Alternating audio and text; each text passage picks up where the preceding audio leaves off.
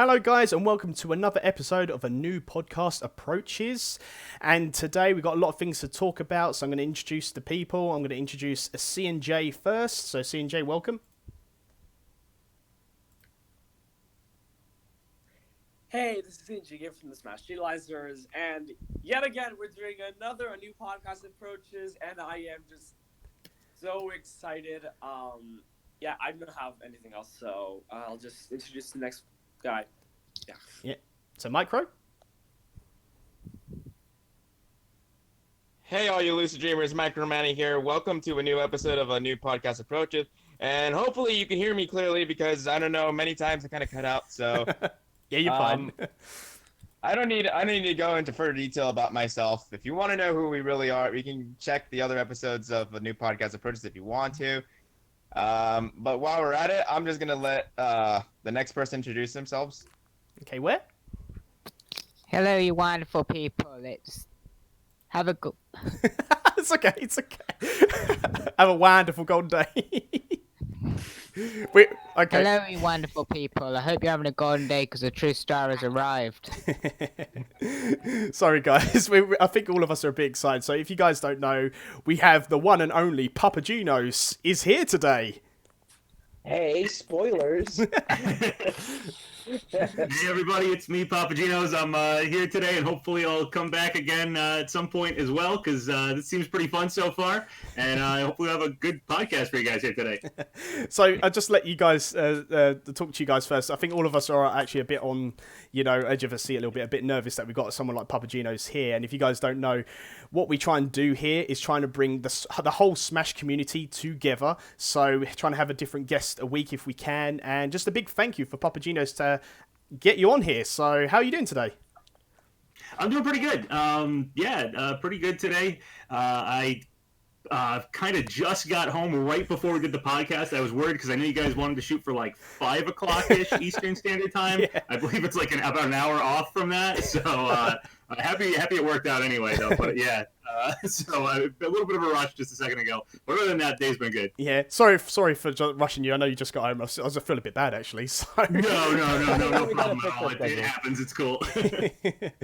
Cool. So thank you again just for coming here and just just I said all we're trying to do really is to bring the Smash community together, have a new guest on every week, and yeah, it's gonna be good. The most important thing is we're gonna talk about Smash leaks and other Nintendo sort of news. So let's get straight into it. So first of all, hello PapaGenos, how are you? I'm good. How are you? I'm doing good. So the first topic I really want to put to you is Byleth. What is your opinions on Byleth? And have you, not just her as a character of being revealed as the 5th DLC fighter, but as you played as her? Because this is what we all want to know, your personal opinion. Okay, yeah, sure. So I did not think it was the best character choice for the Fighter's Pass. I'll be perfectly honest with that one up front about it. Not my favorite choice. But I'm not it wasn't like I was super angry about it. It's more like, it honestly feels almost like, I don't know if this is too harsh, but it almost feels like we didn't get a character revealed. Since Terry. That's kind of how it feels to me. I guess it's just because I was kind of thinking we were going to get new series introduced to Smash. That's kind of how it was, set up in my head, my own expectations, I guess. And we just got Fire Emblem again, so it sort of feels like a bit of a wash. But Byleth as a character themselves, I'm not that mad at them as a character. I have nothing against Fire Emblem Three Houses and stuff like that. I just don't think it was the best choice for the pass, for a multitude of reasons that I won't harp on here. As far as actually playing as them, not my favorite. I hate to be super negative with everything here, but not my favorite play style. They're a little too slow for me, and I'm honestly just not a big, I don't really play the Fire Emblem characters in Smash to begin with, very much anyway. I a little bit play like Roy and Chrom just because they're pretty good. So yeah, Byleth isn't exactly my favorite, but I do think the multiple weapons thing is probably the best way they've represented Fire Emblem so far.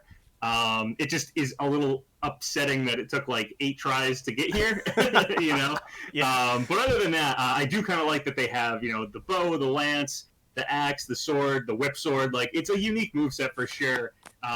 So yeah, they're, pretty cool the way they play, but not for me. See, we'll go in Fair order. enough. I was going to we go in order usually. So my take on Byleth, I mean, I think the same as you. I have the same personal opinion. I'm kind of like 50-50. It's kind of like, yes, it's disappointing, but then in another way, Nintendo DLC is not completely cut from being DLC. So it's kind of like a double-edged sword. So it's good, but then it's bad.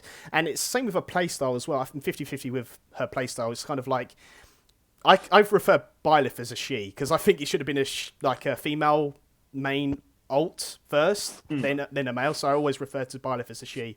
But I think her playstyle is 50-50 too. I've said this in the previous podcast that it's kind of like you can win some matches, but if someone else is Byleth as well, it can go kind of either way. So it's kind of like, not quite sure how I feel really with her. So that's my take on Byleth really. So I didn't know if what C&J and Michael want to see. So C&J? About Byleth. Byleth is actually a pretty cool fighter, like a really cool character in Smash. I just think that Byleth was basically ruined by the fans. Like, everyone just said, "Oh no, another Fire Emblem character. Why Sakurai?" But like, no, but like really, like, I actually think Byleth is a cool character. Even though, yes, I do agree that there are too many sword fighters as well as Fire Emblem characters, right? But I actually think it was good that Byleth is here in Smash. And actually, now, like, for some reason, it makes sense that Byleth is actually in the game now, because it felt so odd to me that all other Fire Emblem fighters were in Smash, but not Byleth. So I thought, maybe we're going to get Byleth soon, because he seems like he's missing off the roster. And when I played with him, I actually liked him. Like, in my opinion, he's a little bit too slow. I looked in depth into his moveset, and probably my favorite move that he has is one is up special, and also his forward air. It's a really odd reason why I really love his forward air, but yeah, that's all I have for Byleth. Okay, Micro? Essentially, I had the same reaction as PapaGenos, except that I was actually mad. Yes, I knew you staged it, you troll. Yeah. Yeah, I was actually pretty pissed about it. I was like, oh, god damn it, it's another Fire Emblem character. I literally was hyped. I was actually thinking like, oh, is it going to be Waluigi? Is it going to be Arl? Is it going to be any of those characters? Then all of a sudden, I see the art style. I'm like, oh no, it's giving me corn vibes already. And then when I saw the Dark Mist, I was like, nope, it's a Fire Emblem character. I hate this now. But Sakurai did redeem my heart with the beloved Cuphead Mii Gunner outfit, if you know what I mean about that. I was more excited for that, to be honest. Same here. I was actually hyped for that. But honestly, I would have, even though Byleth, it does have a pretty cool moveset and gameplay, I would have loved to see if Cuphead had his own moveset, imagine if he was the actual fighter. Yeah, I know, that would have been better if it was a fire, so... Right now, but before we were actually streaming, I was actually working on a Devil's Casino stage with Stage Builder. Ooh, cool. So, I can't wait to see that. yeah, hopefully I will send y'all the ID for that later on. Okay, what did you think? So, Papa knows. I was actually pretty hyped about Byleth. Not because I wanted Byleth. I would have preferred a different farm character, but more because people said that we won't get any first-party characters, and that proved them wrong, and I am a huge Waluigi fan myself. And that made me so happy to see that first-party characters indeed did have a chance. So, yeah, I think I got it from where that was like, I know it's a Fire Emblem character. I think it's where that really opened my eyes, but now we can get Nintendo DLC characters, which opens the door for them, which is kind of cool. So, and I just love it. I have to say this for your reaction when you say, "What, are we going to get Dark Corin now?" I just love that so much. I love that so much. So that was yeah. So that's what we all think with Byleth. I said I'm 50-50 more than anything. I'm still not quite sure. I think it's, as you said, Papa. It's good that there's different weapons to make them, you know, and make well, I say them because male and female, make them a bit different, and I do kind of like that. But again, it's kind of like a heavy Fire Emblem character with no counter. pretty much. It pretty much is that, isn't it, really? Yeah. So, all right, so now we're moving on to the next subject. Again, Papa, is for you. So we've all, as I said in past streams, people are going to go back and see these. We've got our own predictions and who we want. So we're going to do this. Who you want to see as DLC, as the next DLC, and what you think is going to be the next DLC. So I'm going to go through, well, let's go through your picks first. So who do you want, and 6 characters right off the bat, and then who do you think it's going to be, in your own personal opinion? Oh, man.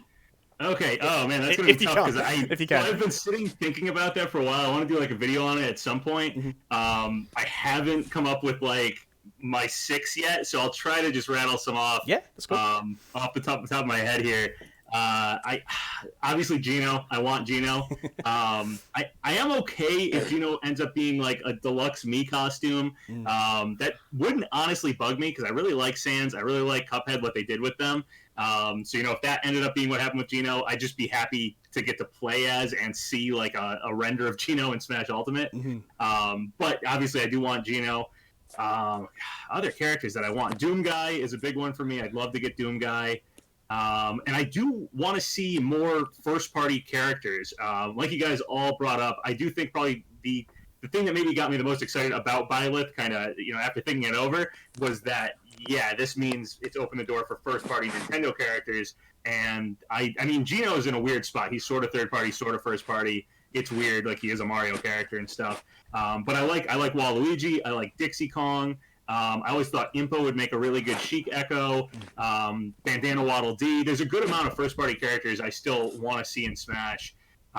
So yeah, having Byleth do that was good. To open up that door for the second Fighters Pass here. So yeah, man, if I had to list out 6, that's gonna be tough. I don't. Maybe come back. Yeah, I'll think about it. Come back to me. All right, cool. So what? Well, you say characters you want. Yeah, kind of gone what characters you want and what you think. Yeah, we'll come back to you then. Okay. So I did a video the other day. I'm not gonna advertise too much, but I've just said I did my what fire pass that I would like to have and a potential one. So I've actually got my picks right here. So this is the fire pass that I would like. So I'll try and list them really quickly so we can get to the other guys because there's so many of us in this podcast. So I'll try and do it as quickly as I can. So I would like a character called Marina Lightyears. I don't know if you've heard of her. Yes, from Mischief Makers. Oh my god, I love that game so much. Nobody has talked about her, and she's like been requested for ages. That's probably the character I would really want out of anyone else, but no one really talked about her. And I did like another video, not going to say what it is, but with movesets and that for her. And I was like, no one's really done this for her. So I know this main character would like to see. I don't know why. I just think because it's a good throwing character. Then the next one is Glover. I don't know if you've heard of Glover. I know Glover as well. Those are the obscure N64 games, but yep, I know them both.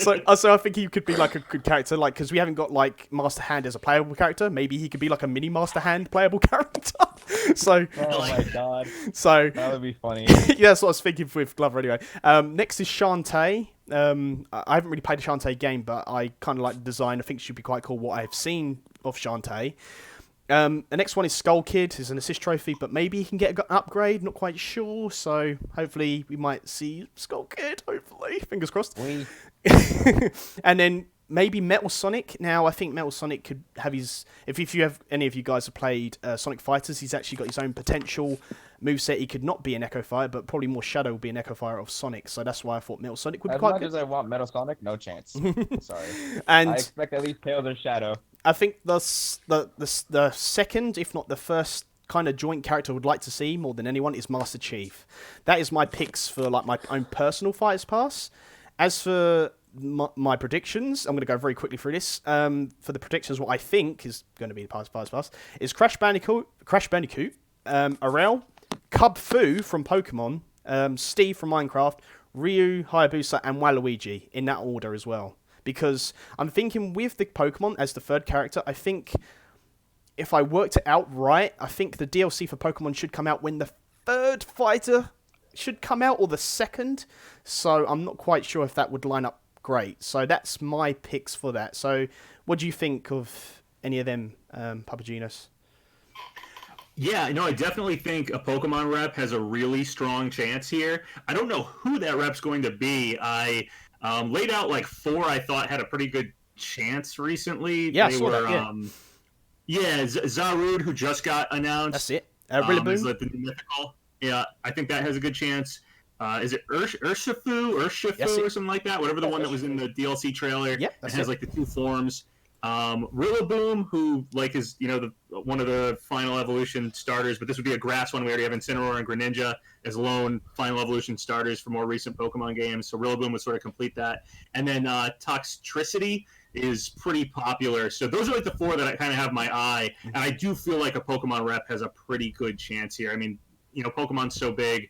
Nintendo, again, with Byleth happening, we know, sometimes characters are going to get picked kind of to promote current games and stuff like that. Pokemon's sort of, it's not really first party, it's not really third party. I don't know if second party is what you call Game Freaks, but yeah, I do think a Pokemon rep's pretty likely, so I agree with you on that one. I don't know if it'll be like the second or third rep, like you said, but I could see it falling somewhere in the middle of the pass when the DLC is happening. Yeah, see, I think Yoshifu, I'm going to say, sorry, I'm bad at pronouncing names, but I think it's the unevolved form, the first form, because as soon as I saw that Pokemon with the furry headband, I thought of Ryu, and I thought fighting game, and I thought, well, Smash Brothers straight away when I saw that. So I don't know if you felt the same with that. I know you said Urshifu, but I don't know about the unevolved form.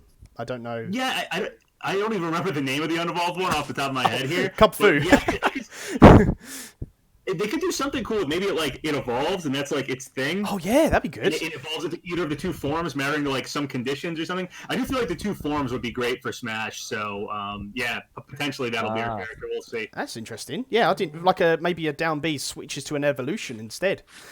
Or something like that, yeah. Or you lose his stock, or you gain so much damage. I don't know how Sakurai will implement it, but I could see that'd be cool. We actually don't have anything with evolution in Pokemon. That is really good. In Smash, but it's a big part of Pokemon is evolving, and we don't have anything. I always thought Eevee would make a really good Smash character, evolving into different Eevees, but maybe that's too much work. I don't know. Maybe. Yeah. When you get hit by certain damage, you just keep evolving each time 20%. Yeah, it's like or something. It'd be crazy. All right, then, C&J, if you want to list off yours quickly, because we've got to get through Micros and Waz as well. So. Yeah, okay, this might be a very funny list. Yeah, he gets funny lists. Yeah, really. Okay, but here's the order. The first character is Frisk from Undertale. Some of you in the podcast might know why exactly, but I'm not going to say it here because of reasons. Second character, Sora, maybe. Third, Crash. Fourth, Waluigi. And fifth, Geno. Yes. And yeah, I know. And Yes. sixth, Please. Epic Mickey Mouse. Oh, no. No, not this again. I'm out. he wants Epic Mickey for some reason, but I guess you can hope. I actually do. Okay. There's a difference between a prediction and what you want. That's what cannot be made. I think it's funny. Sin. So, C&J, is that all your picks then? Or do you want to do what you want, or is that just your whole what you want? Yeah, but okay, have this. Instead of Epic Mickey, how about actually there was one character probably thought I think could get in. Master Chief. Yes. You guys, some people think that I want Doom Guy, but you remember that whole article thing with Doom Guy, so yeah, that. Yes. Yeah, I know. So I think Master Chief. Or just Epic Mickey or Shrek. No! Stop trolling! He always does this, don't worry. Anyway, Micro. So you can do what you want, or just whatever you want to do. Alright, so for predictions, I can imagine Nintendo is saying in the Direct for E3, or at least in April. If anything to reveal at E3 has to be either Fighter 6 or 7. Which means one of those two, maybe 8, if they pull another double reveal. Has to be a huge reveal, and I can imagine there being at least 2 huge reveals on both E3 dates. One for this year and one for the next year, since the Fighters Pass plans to go till the end of 2021, from what's been told, I believe. In my opinion, I can't really imagine those reveals. It could be, but if anything, I can imagine only, for a big reveal, I can only imagine Geno being that E3 reveal, that or Crash, or maybe even Master Chief. As for the last Smash E3 reveal, not saying it's being the last character, but being the last E3 Smash reveal before the end of the past. If anything, it has to be Waluigi himself. that was somebody that's just as worthy of taking that spot, like an assist trophy being promoted or some sort of thing like that. But if you want my personal opinion on what I really want for a character in Smash, I just want there to be a crossover between Smash and Rivals of Aether, Zetterburn or Kane and all that stuff. If you know what Rivals of Aether is, PapaGenos, I don't know. Yeah, is it the I have a friend who plays it. I have not dabbled in it myself, but I'm familiar with it somewhat. Please play it when you have the opportunity. It's a very fun game. There's a definitive version coming at summer this year, coming on Switch. So hopefully you can try that out. I tell you, if anything, if Papa, you have to play that, then I'm playing Super Mario RPG because I have not played that yet. So I keep telling him to download a ROM. Download the ROM if you can't play it. Anyway, ROMs are illegal. No, but really, if I can pick from the whole cast of Rivals of Aether since it's a Smash indie, I can imagine Orcane since he's kind of the mascot of it, that or Zetterburn. But I can imagine Zetterburn being a spirit for Incineroar or something like that. Just spamming up B or something. I don't know. Is he like a lion character? Am I correct? I'm not super Yeah, familiar with the Zetterburn game. is a lion character. Okay, I know like a lion and like a beetle, and I know a couple characters, but that's not it. Orcane personally seems to be my most favorite because I guess you could say he's a water orca. So, I mean, the moveset is just unique. I guess you could say that. Cool.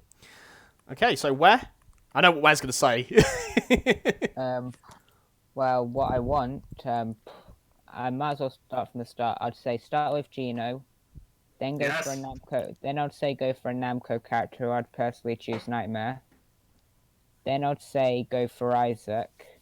Then possibly Rayman, Crash Bandicoot, and then with Waluigi. That's what I want. So is I that dig Not, it. not necessarily what I expect, but that's what I would want. would you expect anything you expect? You don't have to if you don't want to. Or... Honestly, if I had to be honest, I expect Geno to open mainly because of Byleth, they need to win to bring those core Smash fans back at this point. Because Fire Emblem is taking over, generic sword fighters are evil. Then I think we're getting Dark Orange. We need more gunners. So We need then more I'll- gunners. it's Then I think we're gonna definitely getting a Namco character at this point, and I think it is Tales of. Yeah, Then Lloyd seems pretty likely. Lord Irving, yeah, definitely. I think either Lloyd or Yoli. Especially with that trademark. Proud. okay. And then I could yeah. see possibly Travis, maybe Soul, Crash Bandicoot, and Waluigi as well. Cool. Is that That's all? what I expect. Yeah, you That's what I expect. expect. Cool. Waluigi has to be on that list. Not Well, gonna if lie. you guys think about it, if you've all been following the leaks of speculation, Sakurai did say this fight pass is going to make the fans happy. So I'm guessing it's got to be like favorite picks. It has to be. And as you guys said, it has to be a big reveal to make people want to buy the Fighters Pass. But then you had Joker. Like when Joker was revealed, I was like, who the hell's Joker? But I still bought the Fighters Pass because it was like DLC for Smash. So it's kind of like, I don't know what kind of character they would open with. It said it has to be big to make up, I guess, for the Fire Emblem character. But again, they don't need to do that. So it's kind of like, I don't know. So it has to be like Crash, Geno, or Waluigi, the top three, I'd reckon. I can't see it being anyone else, really. So, but yeah, okay, so that is that, guys. I don't know what you guys in chat think and what you guys think of all that. So that's all our predictions and who we would like to see. So here's something interesting. The next topic is going to be Lara Croft crosses over Rainbow Six and Brawlhalla. I actually got this from your video, PapaGenos. If you guys haven't seen PapaGenos' latest video, I'd suggest everyone to go and watch it. And that's very interesting about Lara Croft because as you know, we chatted a bit in DMs, PapaGenos, about the weapon glitch theory, as it's called. Yeah. So if you guys don't know, there's I can't remember when it went back to, but I know there's characters based off characters. So you've got Cloud is based. Cloud is based after Ike. I think it was it Bayonetta? Not Bayonetta. It was. Byleth was based off of Simon because of the whip, or just his whip attack, because he does that same spinning whip thing in the air. I can't think of anyone else. Oh, it was Link's shield, wasn't it? The metal sound or something like that? something like that for Hero. I know Bayonetta was based off of Zero Suit Samus. That's one of the like most confirmed ones actually. Because, right, yeah. Yeah, for Wii U they had like some data miners found. I feel like before Bayonetta was announced, there was like extra character spots or something in the game, and one of them was like a Zero Suit spot or something weird like that. I don't know that much about data mine stuff, but she was definitely based on Zero Suit Samus. It's one of the first times I think we knew that the DLC characters are oftentimes they use a existing character as a base. And also, like now with the DLC, it's kind of like Zero Suit Samus Bayonetta was based off her, and now it just looks like the character's going to be based off of Bayonetta for the next DLC, which we'll talk about with this Lara Croft thing. So if you guys know or don't know, there was a glitch now with Bayonetta. Is it with her shield size or something like that? Now is it? No, I think it's her forward smash or some of her smash attacks. What they do is when you do one of the smash attacks, it like glitches. You know how Bayonetta has like her costume or her outfit, and like her hair is like how she attacks, and like she basically in the games anyway, and in Smash just a little bit, she loses clothing as she like attacks more. Okay, you're, like, aware of that? Yeah. Yeah, so in Smash, that happens a little bit on her character. Her clothing goes away a little bit, and I guess something happens where it like glitches when I don't know if it's other Smashes, but I know Forward Smash, or I believe it was Forward Smash, glitches her texture. So I was actually talking last night with some people in my Discord about how potentially, Lara Croft was one possibility. I was just thinking characters, that maybe fit Bayonetta's body type, and she uses double guns and stuff, just thinking that might fit Lara Croft. And Lara Croft was doing a lot of crossovers lately. But then in my Discord last night, we were talking about how having the texture change on her, maybe it's a character whose like outfit changes or something to some extent, or has a changing texture when they attack, because that's really where the glitch is. Or potentially it was just something going on with a smash attack that maybe makes something really big appear the way Bayonetta's smash attack does. So the ideas that we came up with, but not the best ones, I guess. The first thing was just, body type, maybe Lara Croft. The other one was if it was a big smash attack, maybe Phoenix Wright in doing like the big objection word bubbles or something might be a lot like Bayonetta's big like fists and stuff that come out. And then I think the only one we could think of for a changing texture character was honestly Sora, if Sora changed like outfit-wise or something between Keyblades or something. I don't know. We were just kind of spitballing ideas. So if anybody out there has a good idea for a character who changes their like texture or outfit as they attack, I'm open. I'm all ears. Yeah, because I saw some of the pics you did, and I sent some in a DM to you as well. We was talking about this. I think was it last week? I think it was. Yeah, we was talking about the weapon glitch. That's it. And we said Lara Croft. We said also Dante. We actually gone with the double gun. Dante. We're going with the double guns here, I think. Dante as well. And then we actually, one of us said, I think it was maybe Tracer. Now, think of this with Tracer. She has double guns, but also she has a time attack that stops time or goes forward in time, same as what Bayonetta has as well. But I don't know. But I don't know because it's a big. You said a big smash attack is a forward smash, so I don't know. Unless it's a grenade, maybe. I don't know. Yeah, I don't know if it has to be a texture thing. I don't know if it has to be the forward smash. I think we're just kind of going off of like, I think it was something weird was happening. There was some visual glitch with Simon and Richter's whip itself, and then we got Byleth who has a whip weapon. So I think that's why we're kind of delving into smash attacks that have something big appear, or texture, something with changing the clothing outfit type thing, the texture on the character. But who knows? Or maybe nothing will come of this. It's always up in the air with data mine type stuff and weird glitches and things. Yeah, I remember the video on the stage thing. Yeah, I remember this old stage build thing, which we'll get. Was the old stage what Sakurai said, but we'll get into that. Don't worry. So I just want to go the guys here and see what they think, because I think I said it was either Lara Croft or Dante, and then when some said Tracer, I was like, oh yeah, but they've both got like a stop time sort of attack as well. That's interesting, and she's female, so it's kind of all fits there really. But again, as you said, you can't just base this off this attack. It depends on what attack it is and what the glitch is. I said it's the whip, then we got Byleth, so it could be literally anything. So C&J, if you're there, I know you Mike's muted, but I don't know what you think about this and what characters you think it might be. I don't know if he's there. Is he away? Okay, then Mike, are you? Do you think nothing of this, or is it characters, or what do you really think? Personally, I just think it's a glitch. Like, I don't want to overthink things, honestly. Like, I guess you could say it is hidden. I think it might be possible that there is something that could be hinting at something towards the character, probably like some sort of move set for like a potential character. But that's kind of like, well, I mean, that would have to be in the code itself if it's being planned. Like, that means that somebody would have to literally data mine the game, have to look into the code and see if there's an existing, like, move set for that character. If not, at least one of those moves. That, or at least maybe, like, the stats, like, strengths, buffs, all that. Yeah, I think you know what I'm going, I think you know what I'm thinking about, like, at the moment. Yeah, because it just depends on, like, what it actually is. Is it the weapon? Is it the shield? Is it something else? We don't actually know, because I said, with the glitch with Simon, it was the whip, and we said got Byleth, so we're not actually 100% sure on this, so it's kind of like an out there sort of thing. So, wow, what do you think about this? Do you think it's nothing? Do you think it's a same character? I honestly think it's nothing. I just think it's a random glitch which is in the game. Yeah. To be honest. Cool. Fair enough. So CNJ, what do you think? Very few characters actually have glitches in the game, from what I've seen. So yeah. So since like it's odd that Bayonetta would have one, but yeah, Jasmine. So it probably could hint to a character. So yeah.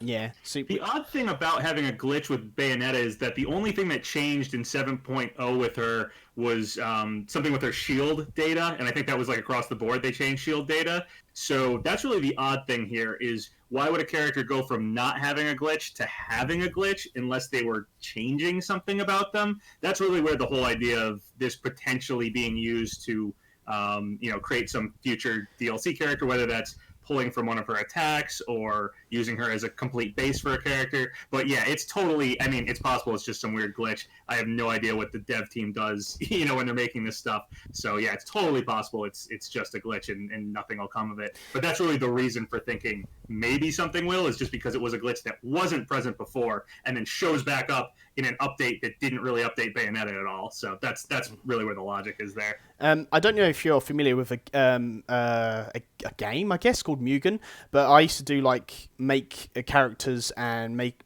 basically put them into a fighting game. And when I used to copy from a character, sometimes it's easy, sometimes depending on the character.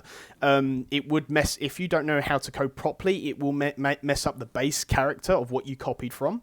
So, or if you try and duplicate their character, it's a bit hard, but it depends. You've got to get everything spot on pretty much. So I don't know if that would mean anything to anyone, but that's just what I did when I did some Mugen stuff. So I just thought I'd give you some insight to that.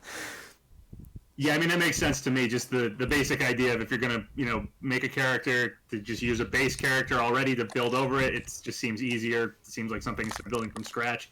And then obviously doing that means you're working in the code. And if a glitch shows up on a character that shouldn't really have a glitch added for some reason, yeah, it might mean somebody was working on her for whatever reason. But of course, looking at a lot of the characters we've gotten as DLC, I know some people have done like some spreadsheets and stuff of like, here's all the characters, or like, here's all the moves that kind of look like another character's moves. So even if they did pull something from Bayonetta for a future character, it could be, it could be a character that is basically unguessable and will only really be able to retroactively look back and go, oh, okay, that's why that had something from Bayonetta in it. It's, it's really hard to say for sure if this is really going to lead to any character in the future. Yeah. I think that's fair. So we'll keep an eye on this. It might be something. If it is something, then we know for future. And also the Sakurai, the color theory video. What colors around Sakurai? Pretty much. Guess what the character that was? That turned out pretty real. I mean, the thing is, it's like we had the colors right. Like the artifacting around Sakurai was legit from the video. It's just that guessing Byleth off of those colors was near impossible. So I actually was excited for Doom Guy. I actually thought it was Doom Guy because orange and green. I was like, it's Doom Guy. It has to be. Oh, I hope so. I hope it comes at some point. I know that interview did not bode well for him, but man, I hope so. Okay. Just like this where there's still just could be like glitches within the game itself on the dev. I'm talking about the dev. And I believe there's a specific topic. I don't know if you want to get into that. Not yet. I've still got one other thing because I wanted to really talk about PapaGenos base. That's about the Mii costumes. Like, one, what do you think of them? And I guess two, like, do you think we're going to get any more? I know you said about Geno. You wouldn't mind Geno getting in as a remastered. Let's just say a remastered Mii Costumes. And I don't mind either. I mean, I don't mind Geno getting in. As I said before, I haven't played Super Mario RPG. I will eventually get to it, and I really want to because I want to see what Geno's all about. But yeah, I think it's just really weird because like we've got all old costumes. I don't know how many old costumes are left from Smash, Wii U, and 3DS. It can't be that many left, surely. But then we haven't got Hiachi, I hope I'm saying his name right, and we haven't got Geno. Yeah, Hiachi. I can't. Sorry, so I do apologise. So, It's like saying hey, Hiachi. There you go. I don't know. I'm British, so it's probably fine. Anyway, so I don't know because I think if someone, in my personal opinion, is a Mii costume, like a proper representative of that series, like say Tekken, and someone is then transformed into a Mii Fire, say if it's Jin, whoever, I think that takes their shine away. I think it should be a character or nothing at all. To have him like a Mii costume is kind of like, I don't know how you feel about that, but we'll go over that as well. But as for Mii costumes themselves, we all thought, because we saw your video as well about Five Nights at Freddy, we actually discussed this before that video came up. We thought maybe a Five Nights at Freddy because it's indie. And also, I do like the idea of what you said. Steve technically is indie, and I can see him being a Mii costume before a fighter now, because you said it. I was like, yeah, that's kind of true, and I've kind of debated that with myself. Is he going to be Mii Fire? Is he going to be a fighter? But now I can see him as a Mii fighter now. But also, what I was telling the guys as well, so far, we haven't had any Mii costumes that are a Mii brawler or a Mii sword fight. We've only had, like, you know, remastered. So we've only had gunners. So that is very weird to me. So I don't know if something is coming. But again, what other Mii costumes do you think? Do you think we get Shantae maybe as a redone Mii costume or something? Or I say remastered, she hasn't been in it. But like a brawler maybe? Maybe Five Nights at Freddy. Freddy's a brawler. Bonnie has a guitar, sword fighter. What do you think on that? Yeah, sure. So I will say, like you brought up, they've all been indie characters so far. We only have two, so two is hardly a complete pattern here. But we've had two. They've been indie characters, and like you said, they've both been gunner. I do think we'll probably get more of these, and I actually do like them. I mentioned before that I'd be okay with Geno becoming a remastered. I call them deluxe Mii costumes, but remastered Mii costume, whatever you want to call it. Yeah. Mostly because I think people have been really receptive to them. People are really happy about Sans getting in. People are happy about Cuphead getting in. It kind of feels like they're almost like an honorary playable character. Obviously, I'd rather have fully playable Geno, but I wouldn't be mad at a Mii costume. But so far, they've all been indie characters. Like you brought up, Steve is technically an indie character, and I do think he'd work really well as a remastered Mii costume for Sword Fighter with like a pickaxe or something. I think that would work really well. For Steve. And you could get something like Master Chief as the playable character, and then Steve as the deluxe or remastered Mii costume. That's like, to me, that feels like something that might actually happen. I could see that happening for like E3 or something. E3 definitely needs to have some powerful reveals here, and there's not too many characters left. There's like Crash, Sora, Master Chief. I can't think of too many more that would be like, whoa, that person got in. Waluigi and Geno are probably the last big like Nintendo character ones. I think they would have a big like internet-wide reaction like that. As for other Mii costumes, I think that might happen again. Indie characters seem likely, so I think Hollow Knight stands out to me as one that could happen. Maybe Ori as a brawler, Hollow Knight as a sword fighter. But I like these Mii costumes. I'm uncertain about something like you mentioned Shantae, and while she's indie, I don't know if her body type would fit doing a deluxe like remastered Mii costume. I don't know. That's one of the reasons why, even though Geno isn't an indie character, he was a Mii costume in Wii U 3DS. I could see him getting upgraded simply because his body type does fit Mii Gunner well. The same way I think Steve kind of could fit Sword Fighter. I think Hollow Knight could fit Sword Fighter. I do feel like they have to kind of fit that Mii body type to be workable. So, And then as far as Mii costumes we haven't gotten, there's actually, I think, quite a few from Wii U and 3DS we haven't gotten, but most of them are like random hats and stuff. As far as third-party ones we haven't gotten, it's basically just, I think, the Square ones and the Namco ones. I might be missing something. Maybe one of like the Capcom ones or something. Monster Hunter. Oh, yeah, Monster Hunter. That's what it is. Yeah, Monster Hunter from Capcom. So it's like Monster Hunter, Lloyd, Heihachi, and then Chocobo and Geno, and those are all like strong candidates for playable characters. So it's weird to have them still up in the air like that. I do think Namco will probably get a character at some point in the second Fighters Pass. And again, I don't know if like a Lloyd remastered Mii costume really works, or a Heihachi Mii costume like the remastered really works, just because of the body type and stuff. I don't think it would. I feel like they have to do like a chibi, super deformed version of the character or something to have it fit that way, or just do the way they've already done the Mii costumes. So I expect an Namco playable character at some point. Those Mii costumes I listed out that we haven't gotten back yet, I do think are all likely playable characters. But yeah, I don't know exactly what's going to happen with Mii costumes, but I'm excited to see what they do with it, because I have liked so far Sans and Cuphead.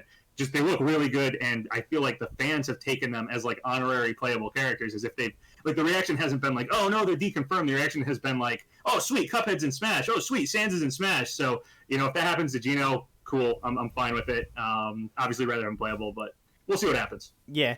See, I don't honestly know, to be honest. Like, I like what you said about the E3 thing in one of your videos. I can't remember exactly what video it is, and I said, guys, please check out PapaGenos if you haven't already. His link to his channel is in the description. I think it was the 4 big reveals you said. We get I can't remember what it was. It was Sora and someone. I think it was Sora as a playable character, Geno as a costume, Master Chief as a playable character, and then Steve as a Mii costume. I really can see that as like 4 big reveals. That's like a best case scenario, I think. And I can't imagine a better E3 or an E3 that the fans would be more like happy about. Like that would just be so huge to get those 4 characters all in Smash all at once, and there's the avenue to do it right there, and I just think that would be crazy. I don't know if it's going to happen, but it's a possibility, and I think that would just be insane. Okay, cool. Just to let you know, CNJ has to go, so it'll be just us. We'll carry on with the podcast. But anyway, just want to get... see you later, CNJ. But, later. Bye-bye, CNJ. So I just want to get everybody else what DLC costumes you guys think very quickly. Micro and... Well, for DLC, like I said, it has to be some really big reveals. There are only 2 E3s that are worth seeing when it comes to Smash DLC. Don't know if they're gonna do it next year, but I know for sure they have to do it this year. They have to put up like a reveal such as like Waluigi, Geno, hopefully Skullkid or Shadow, one of those, please. Just want to at least Waluigi. I don't know. I think if any assist trophy gets upgraded, I think it'll be Waluigi first, hands down. Yeah, Waluigi has to be the first of all of them because that's like the most requested. Definitely. I wouldn't say requested, but I would say had the biggest hype around him. Biggest hype, biggest meme, literally big anything, really. Okay, how about you, Where? Mii costumes. Well, Ant, you're gonna hate me because you know my stand about Microsoft. Master Chief. No. No, I'm sorry. If we get another Microsoft character, I just think it's gonna be Steve at this point, considering how big Minecraft is, considering the history, considering that's kind of the reason why Microsoft and Nintendo are now all buddy-buddy. I feel like it would make more sense to go with a Minecraft character over Master Chief. But I disagree. I'm sorry, Ant. I completely like. I love Halo as much as I love Smash, so that's why I'm so biased when it comes to Master Chief. So just to let you guys know right now. So anyway, there's something I want to go over. So if you guys don't know, PapaGenos trolled us all with his reaction with Byleth. I should have said this at the start. So I mentioned that earlier. Yes, I know some of us wanted to go for it. So the thing is, like, you saw me on Twitter. I defended like you. I was like, oh, leave him alone and stuff like this. So I fell for it as well. So, but the thing is, regardless, whatever you think, like, even if it was trolling or not, people say, oh, you didn't troll and stuff. But regardless of what it is, right? I think you're entitled to your reaction, genuine or not. If people don't like your reaction, that's fine. If they like it, that's fine too. So you can dislike or like whatever you want, but don't complain to someone if they have a genuine reaction and you don't like it. Just don't moan. So, do you want me to somewhat? I can talk about that. Yeah, I don't mind talking ahead. about it. Yeah, cool. Yeah. So I mean that that day, like Byleth came out or whatever, I watched it. I was basically just kind of bored with the video more than anything. Like that was my reaction. Was just like, oh, Fire Emblem. bummer, basically. I am, the sentiments that, were in my quote-unquote reaction video are kind of true.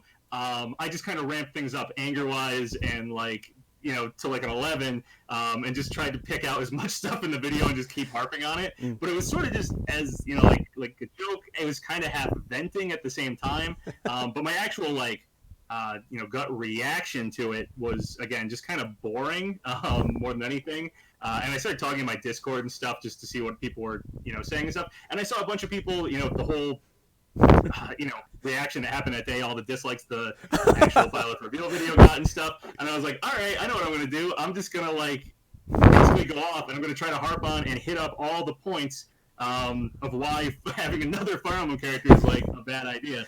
So I don't know if you've watched my, I faked it video, but you can see my, yeah. you can see. I see the Grinch in the thumbnail. Yeah. That's funny. If you match up my last I played just I attempted to I don't know, kind of be angry at the beginning, but I didn't like my first couple tries, and then I finally did one. And I was like, all right, I like this. I think it was the one where I said Dark Corn. And I was like, yeah, that sounds good. Oh my god.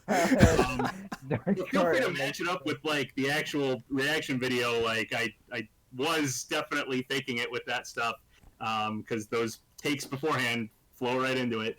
But yeah, my actual reaction to it was more just a kind of bored reaction. But my sentiments are there. I do think Byleth was a bad choice for the Fighter's Path, and I don't hate Three Houses. I don't hate Byleth as a character, and I'm not at all mad at Sakurai or anything like that. And I understand Nintendo, picked the DLC and stuff here. I just don't think it was the right timing. I think after Corn and stuff, whatever, it just wasn't really the best person to put in the DLC like that, especially after we got the Rex Mii costume, and that was said to be it was too late to put Rex in the game, and then we get Byleth, even though Three Houses was a bit later and everything. So it just overall just felt like it was really a poor choice to reveal at that point. I think if Byleth had gotten into the base game or something, whatever, nobody was really mad about Crom, and I don't think I would have been that mad about Byleth. I think it's literally just that as DLC, and if you even look at all the DLC that's out there, we've got a lot of Fire Emblem as DLC, and there's so many first-party characters people want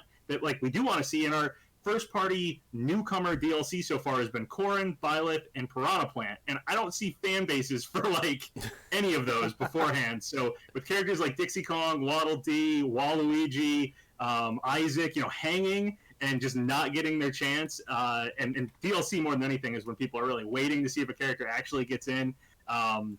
So I just went in on it and did that angry reaction, but again, half venting, half truth. There's truth in comedy, whatever. I guess that's my thoughts on all that. But if you guys have any questions or want to talk about it, feel free.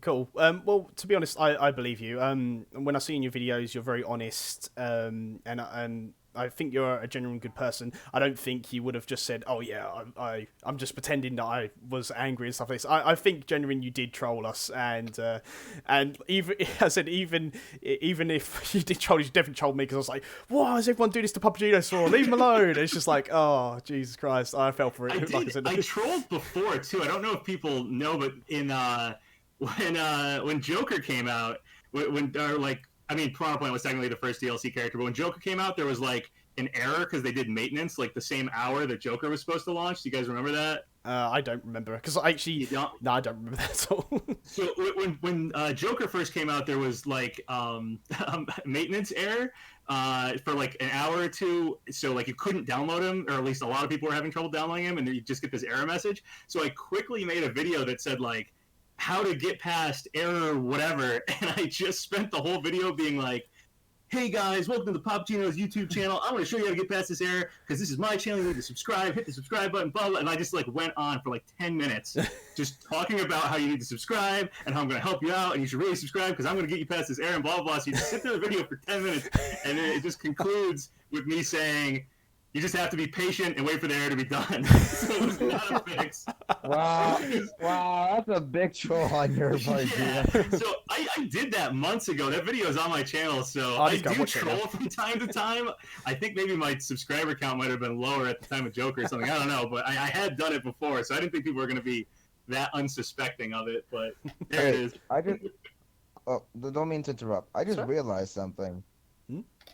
Yes. Back in Smash 4, they revealed Corrin, and don't you think that kind of showed as an omen to reveal Bayonetta? You know that glitch that you guys talked Oh, about right, with yeah. Bayonetta? Oh, yeah. Mm. You think that the fact that we just got a Fire Realm character, you think the next character could be someone related to Bayonetta? Are they pulling off another Smash 4 Corrin Bayonetta theory thing? I don't know. Ooh, that is interestingly weird that those tie together like that. Mm. I was like, oh my god, I just realized that. To be honest, Like, I've such a coincidence. I was going to say, I just started streaming Bayonetta on my channel, but I don't know who else you add, because you got the assist trophy of Rowan, I think it is.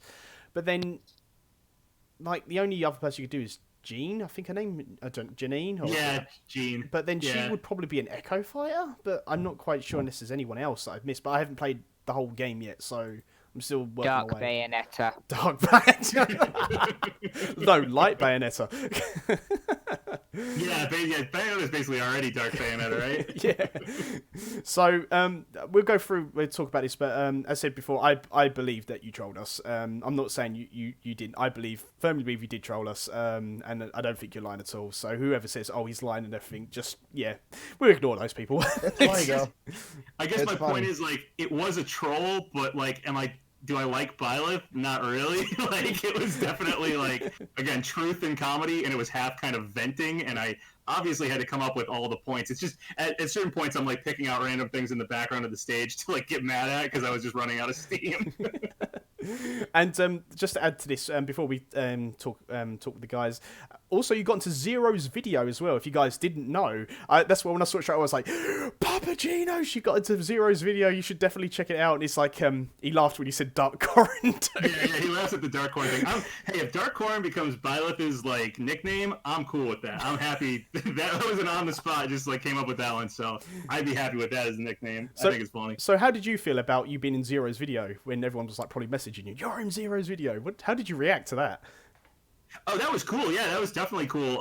Yeah, I didn't see. I watched Zero here and there. I don't watch every single one of his videos, so I hadn't seen his video like right when it dropped or anything like that. But yeah, someone sent it to me, and then I pulled through, and I was like, "Oh man!" It was after I had already said it was like that, it was faked and everything like that. So it was post that. But I mean, whatever. To see him laugh at Dark Corn, see Zero laugh at my joke was cool. Definitely cool. I'd love to meet Zero someday. I want to start going to like conventions and things like that. I used to go to conventions all the time, and I really haven't in the last few years, like basically since I made the channel. I'd love to network with people and stuff like that. So it would be really cool if I saw Zero at some convention and was able to be like, hey, and maybe you recognize me. Obviously, you watched at least one of my videos, so that'd be cool. Yeah, this is You don't always think cool you to can see. have Zero as a guest? Oh, Sorry jeez, if I that's interrupted stretching, I you. think. You can ask him. I mean, honestly, We managed to get PapaGenos and LaxChris on here. Surely we can get Zero on here. I don't know. Maybe. It's not impossible. I mean, people are just people, man. Reach out. Like, people will do stuff. Like, it's basically just a matter if you can get through to their DMs and stuff like that if they actually check them all. It does get tough. At my subscriber count, it's tough to check all my DMs. So I imagine Zero, it's probably near impossible. But hey, it's worth a shot, right? Yeah, that's true. Yeah, it's just like we're thrilled to have you on today. As said, like I said, we're trying to get as many people as we can, like from the Smash community, and who knows, maybe one day. So, yeah. All right. So yeah, that's cool. Too big. Yeah, cool. So Micro, are you still there? I see you've just turned your microphone off. Are you? I don't know if he's on. There he is. So what did you? Give me a second. All right. Okay. So wow, did you get trolled by PapaGenos? And how did you react? I have literally just realised he was trolling. I thought the video where he said he was trolling was the troll. It was just a loop of the same video. I'm not. He did watch that. No, I watched it and I thought, oh god, he just looped the first part of it. So I think Marco, CNJ, you back or you? I am, yes. Did you get trolled by PapaGenos? No. That's a yes. He's like, no. alright, I'm back. Yeah, PapaGenos definitely did not possess me. Possess you? What like Dark Corrin did? So, Micro? Yeah, I was like, I was honestly starting to feel like, wow, I never thought PapaGenos would actually lose it. But then I saw this video, I'm like, Oh, come on, you douched me, buddy. You You got douched me debated. You debated me, mate. Why? And also, like, I kind of like it how he meant to troll us because Wa kind of like, I guess you could say he kind of absorbs salt from other viewers or all the people that make videos out of it. I need someone. Why is like drinking all that salt and he's like, wait, this tastes different. Oh, it's fake salt. No. What I want, you know that, I like that. you know that meme I going, like that. you know that meme going around with Bayonetta drinking from Cuphead and saying like smash tears. It should be PapaGenos instead. Someone do that. Someone do that, please. So the only thing about doing that troll is that I absolutely 100% have to live stream whenever the next Smash reveal is, because no one's gonna believe if I don't, like, no one's gonna believe my reaction. So I absolutely have to live stream the next one, because the Byleth one I didn't live stream. I just put it up way later that night. So yeah, next time I guess all the Nintendo Directs from here on out, if we even get a Nintendo Direct, because yeah, we're in this giant drought here. But yeah, I'm gonna have to live stream them, or I don't think anybody's gonna believe my reaction. That's cool. We'll go on to. I guess. Yeah, we actually got that topic here to talk about. So, but before we move on, it's quite funny. I forgot what I was going to say now. This is a funny thing. Let's actually move on to DLC countdown before, because I was going to say something to you, but I can't remember. Oh, that's it. So lucky you didn't get your reaction spoilt for you, because I did some reactions in the past, and I said no one messaged me on Discord. I'm not going to look at social media or anything like this. I looked and peeked at my Discord just to see everything was alright. Somebody posted me a link to what character it was, so I couldn't do a reaction. Oh, that's a bummer. So I was like, oh, well, I can't do it now. And I was thinking, should I do something like a bit different? I was still debating whether or not to do it. I think it's a bit too late now. So, but I think, yeah, because all the other reactions I did, like, I know it didn't get spoiled for me. But for some reason, somebody sent me a screenshot this time. I'm like, what are you doing this? So I missed my opportunity, but it's fine. Well, on Monday for me at my work, I actually we get like so many allotted sick days basically, and I've been there for 6 months as of Monday or whenever March 1st is. So I'm gonna have a whole bunch more sick days. So I'm gonna try to save those up for when Nintendo Directs are, so I can just definitely live stream it and stuff like that, so I don't have to worry about, like you said, having somebody spoil it for me because I have to try to watch it later or something. You and me are the same, and nobody knows at work I like Smash that much, so I could take a few sick days as well, so I'm just saying. So I want to talk to you about the thing that's going on Twitter. I can't think what Twitter was. I had it, because you was talking about on your video, about the DLC countdown pictures. Now, if some of you don't know, all the DLC has been released, obviously, but they're doing a countdown. I can't remember what Twitter it was on. It was someone's Twitter. Was it the official Super Smash Bros. One? They're doing like the splash screens of each character every week or something. And then... It's Nintendo of Europe's Twitter. Nintendo of Europe specifically is doing the weird... They're doing the splash screens and short videos for each of the DLC characters in the Fighters Pass. Though, last time I checked, the last one they stopped with was Terry. I haven't checked to see if they did Byleth yet. I haven't seen it myself. So maybe they did it today and I just haven't seen it yet. But the last one I saw was Terry. Yeah, if anyone wants to let us know in the chat, just let us know. So this could hint to a countdown. I don't know what you think, Papa. Do you think it means anything, or do you think it's nothing? What do you personally think? I think it's probably nothing. It's just something interesting to keep an eye on while we're sitting here with no Nintendo Direct and, not... Though we actually did get kind of some Smash news because we got Warframe added to Spirit, so that was kind of interesting. But it's just something to watch. Personally, I don't think it's probably counting down to anything specific. I think it's probably just advertising the pass. But hey, if it is counting down to something specific, cool. I'd rather be wrong. Cool. So, Micro, let me miss that myself. I always do this, so I just want to hear what other people think myself. So, I don't think it's anything either. I think it'd just be like the splash screens and then say, buy all the DLC now or something like that. I don't think it will mean anything, to be honest. So, Micro, what do you think about this? No comment on it, really. Cool. Also, I'm looking to guess speculation shot while you're at it. Okay.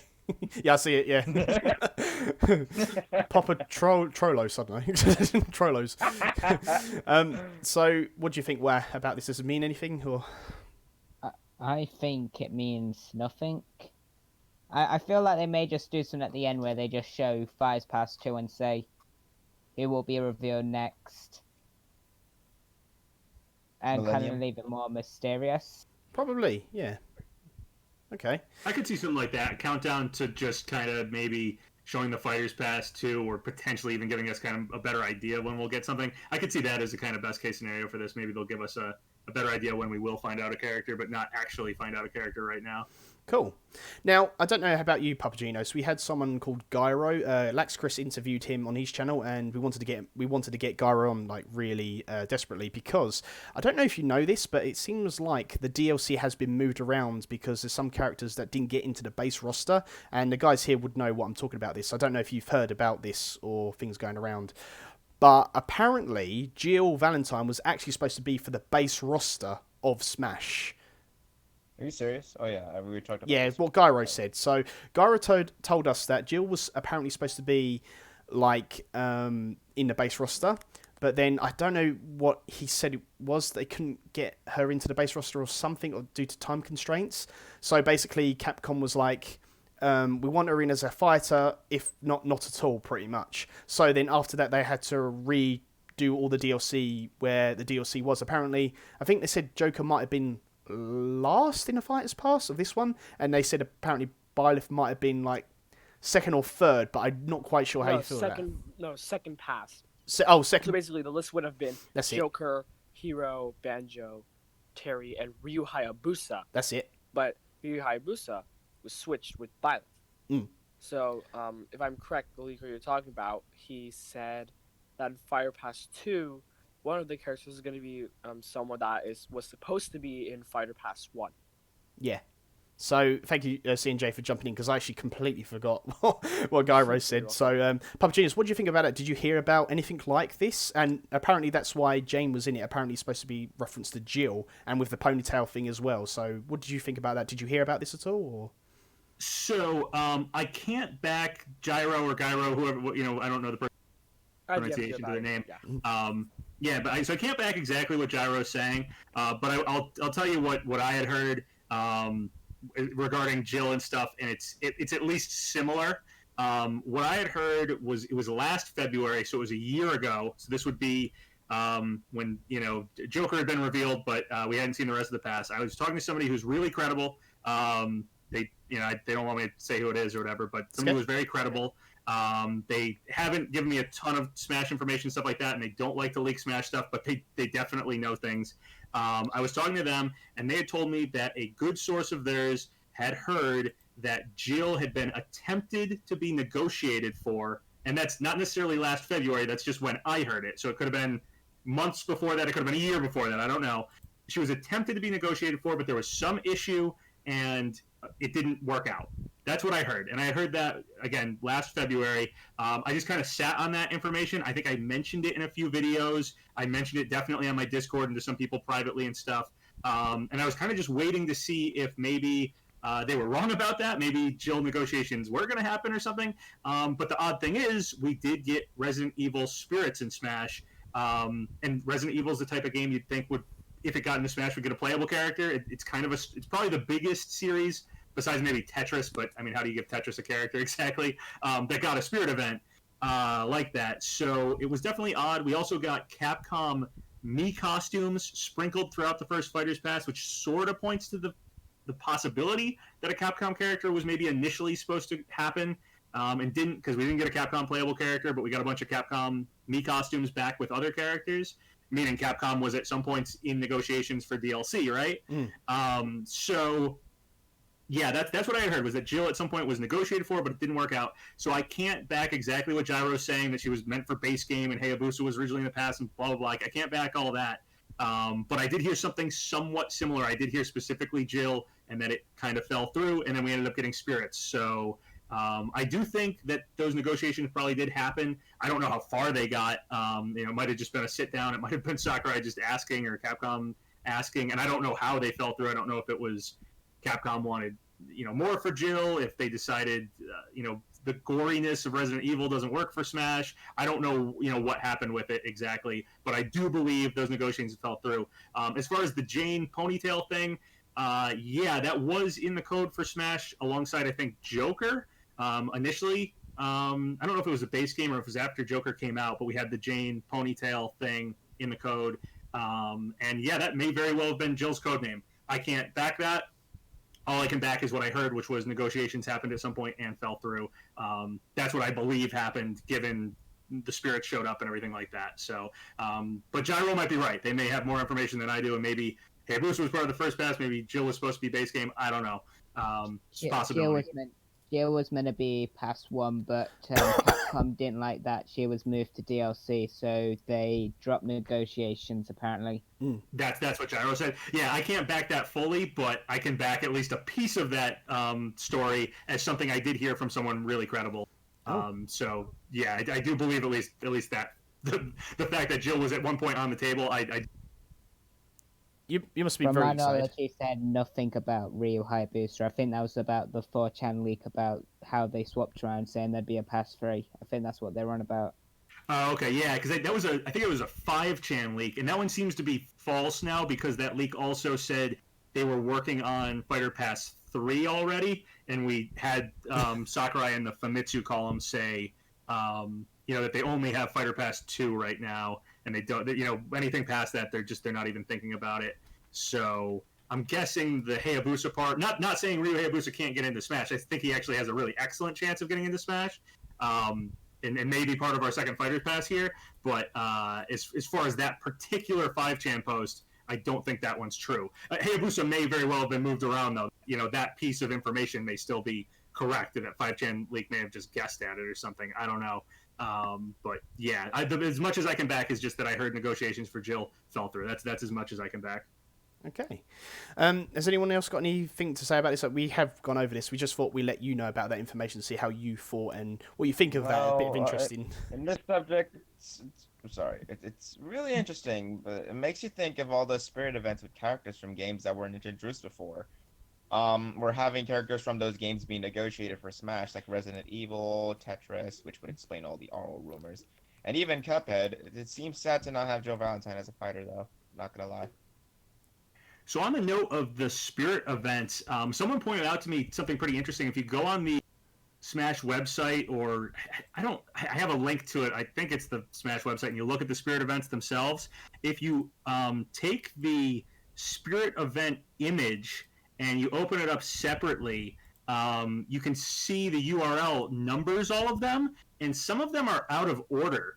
The Cuphead one and some of the ones around the Cuphead one, I actually think it might start with the... Actually, hold on. I'll look it up right now because I have it. I wrote it down. Let me see. What was the first? Yeah, it was the Resident Evil Spirit event was the first one that was out of order. If you look at the numbers that are associated with those images, from like September through November, it goes 1039, 1040, 1041, 1042, 1043, and then the Resident Evil one is 1046. And then it starts to get out of order, and I don't think we've gotten back on track until this most recent one with Warframe, which is 1050. So from 1043 till 1050, we've had they've been all out of order. River City Ransom, Cuphead, a few other ones. Yeah, so it's a little strange. Why would they put it out of order, though? That I don't know. I plan on making a video about this theory, but I don't have a good why they would do this exactly. Well, I mean, we're streaming this now. We might as well get it out of the way if we already have the idea of what we're talking about, really. Yeah, I mean, if you can think of anything off the top of your head, I think the best thing I've really thought up is just like the Cuphead spirit. Maybe they wanted that revealed after the Cuphead Mii costume, so they shifted them around. But I feel like they have some sort of reveal cycle. So I don't know why. I don't know why that one. That seems like the thing to me. I think they've shifted them around, but why they have done that, I have no idea. So it seems a bit weird. It could support the possible idea that Byleth maybe was supposed to be part of Pass 2 and not the final character. That this is, I mean, it's a little bit of a reaching to say that the spirit events being out of order points to that, but it does show something changed plan-wise. So I don't know. If you want to check it yourself, I believe it's the main Smash website. You just pick a spirit event, go into it, and then the image of the spirit event, open that up in a new tab, and up in the URL you can see it's like 1040 or something close to that, and just open them up in chronological order of when they came out, and they're not in order. Okay. Kind of strange. So, have you got anything? Anyone else got anything to jump in with this? Possibly I've just already said what I to, have to say. Okay. possibly I'm just still- to resist leak bait, but that's all I can think of to Leak possibly bait. just create that. CNJ, I know you're there, but I don't know if you're there. So don't think he is. Right. My Okay. dude. All right. So you're gonna need- wait. So this, as you Yeah, was talking not really about have any the. opinions. Oh, yeah. Sorry, CNJ. What do you say? I don't. Yeah, I don't really have any opinions on this. That's so, okay. You don't have yeah. to. It's fine. It's cool. Yeah, So speaking of like spirit events, as you just said, if you guys heard early in the stream, there has actually been even one better. If you watch PapaGenos' video about Warframe, and it's been going around the internet as well. You did do a video on this, didn't you, PapaGenos? You did do a Warframe one, didn't you? Warframe? Yeah, Yeah, I it did. at least mentioned it in I think probably my last 2 videos. I feel like I mentioned the Warframe. Yeah, I think it was. being added in. For all your latest content, you just got to go to PapaGenos, guys. That's all you have to go to. That's where I get my stuff from. Thank you. Because, like I said, most of us here watch all leaks and speculation, and all of you guys that what you do. So, yeah, the Warframe thing was a bit odd. I think is it on now? I think it's on now, isn't it? That brings one spirit from Warframe. One spirit, which is very weird as well. I think it is, isn't it? Yeah, so one thing somebody pointed out was that back in 2018, That's it. Warframe actually tweeted Nintendo and asked, who do we call to get a Warframe assist trophy in Smash? That was back in 2018. So I guess it worked out, sort of. I mean, it's not an assist trophy, but Warframe did get repped in Smash. So I guess you can just kind of ask Nintendo. That's sort of similar to Shantae, honestly. The what's her? Is it Way Forward? Is that who does Shantae? Not sure. Yep, way forward. Yeah, Way Forward, I know, did a lot of pushing to get Shantae in Smash. So it does seem like if a company, wants to be represented in Smash, or a series wants to be represented in Smash, squeaky wheel gets the oil, right? So just ask. It seems to work out. Yeah. So, yeah, it's just really weird just how we just get one Warframe spirit. So, does this mean anything? I don't know. This is kind of what we do here. So, we kind of think because I know in your videos, like, when I do a video, people say, oh, you think this, like it's gospel. And like what you said in your videos, I say possibly, could be, and that's what I usually do. But people still think what I say is literally gospel. Say, you said this, that means you mean it. So it's like, well, yeah, go on. I deal with that all the time. I'm just covering a lot of things. Like, I basically, I cover what's interesting. Sort of like the countdown thing. Like, I don't really believe the countdown is going to count down to our next revealed character. But it could, so I'm covering it and talking about it. Like, I try to cover stuff that's interesting that might lead to something, but not necessarily always will. As far as Warframe getting in, it is weird we're only getting one spirit, and then to also have those spirit events out of order. Perhaps there was supposed to be a Warframe spirit event that was going to take place before this current one, and it was going to have a bunch of Warframe spirits, so this wasn't supposed to be when we just get one. I don't know, just throwing that out there as a possibility because of that spirit event thing being off schedule, so that's a possibility here. Or maybe we're just getting one and they're just adding it. It is weird that we just get one spirit from a new series out of nowhere, though. See, it seems to me maybe it's like another sort of negotiation that's gone wrong, maybe, and that's why we've only got one spirit. Maybe as they said, like, no assist trophies, but we could do you a spirit event, and they're like, oh, well, okay, just maybe one spirit. Maybe it's kind of another one, because obviously in an ideal world, all of us want every single meeting that Nintendo has with another company to go well and have a character in, but you've got to think about there's going to be some meetings that are going to fall through and not going to get a certain character that possibly everybody wants in, so, and in a certain way, so maybe that was it, maybe. So I don't know. Yeah, I'd say that's totally possible. Maybe Warframe said, hey, we'd love to get a character in as Nintendo or stock, right? Sure, we'll try to do that. We'll see if we can, fit it in. It didn't end up happening, and then maybe, months later they were like, hey, we didn't get your assist trophy in on time, but we'd still love to represent the game in some way. Can we do a spirit? And they were like, sure, and that's where we're at. Who knows how the negotiations went down, but yeah, that's totally possible. So what do you think of CNJ? Do you think anything with this Warframe thing, if you're there? I know his microphone's off, so I'm not sure. All right, just one thing. Okay, so for Warframe, I think the spirit event for Warframe is actually pretty cool. I DM'd PapaGenos about this, and I'll tell you this now. Mhm. Let me see if I remember it. Okay. Warframe was created by Epic Games. Epic Games made Unreal Engine, and Warframe was made in Unreal Engine. And what other game that is extremely popular from Epic Games was made in Unreal Engine? Go on. I know where this is going. Nope. You take over. If we're gonna talk about that accursed name, then I'm gonna have to stay Jonesy out of it. Fortnite. Oh, no. Now, here's the problem with it. Okay, I really do not think a Fortnite character, any Fortnite character, could work as a fighter. And Don't make me think about Jonesy. no. Okay, any. Okay, Mike, for you. Well, I don't need to. It'll be in past 2 and you can think about him all the time then. Alright. But anyways, so basically, in Fortnite, what do? Yes, you have guns. Okay, you have guns. You can find items. Okay. But then there's another very, very, very important, what's the word? Not tactic, like, thing in your inventory that is very, very important, and that's building. Okay? Building. You have 4 options: a triangle, a slope, a wall, or a floor tile. Okay? And here's the problem. If there was a Fortnite character in Smash, they would have to have building, right? Now, here's the problem. Building can be broken because literally you can build like almost as much as you want. It can also be broken. How? Like, let's say you're trying to trap someone and you put like a floor tile outside the stage. It could stay there forever until someone destroys it, right? So it's a big problem. And then also remember, you also have switching different materials from wood to brick to steel, which I think, which can work, but just the problem with building is that it will be broken. So I think the best choice for Fortnite, if they were going to get in Smash Brothers, would be a Mii costume. At least What the hell was that? a spirit. Okay? But it is very likely Who that cares there if it's will be broken? a Fortnite Mii costume, maybe with spirits. Maybe. Okay? Maybe.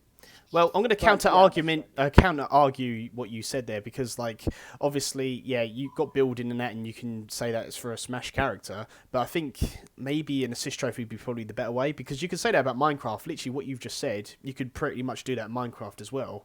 But it's obviously more blocks. So I think, if anything, I mean, we haven't seen anything like DLC sort of assist trophies yet, so that could be a new thing. But also, I could think, if anything, a Fortnite Mii costume. But then that's another gunner. So it depends what you guys think of this. So, yeah, wonderful. What do you think? I think it's kind of undermining Sakurai's work, honestly. On concept, it sounds broken, but you're kind of not understanding that Sakurai can actually bounce this stuff. Like, keep in mind when people said Ridley's too big, he would be OP.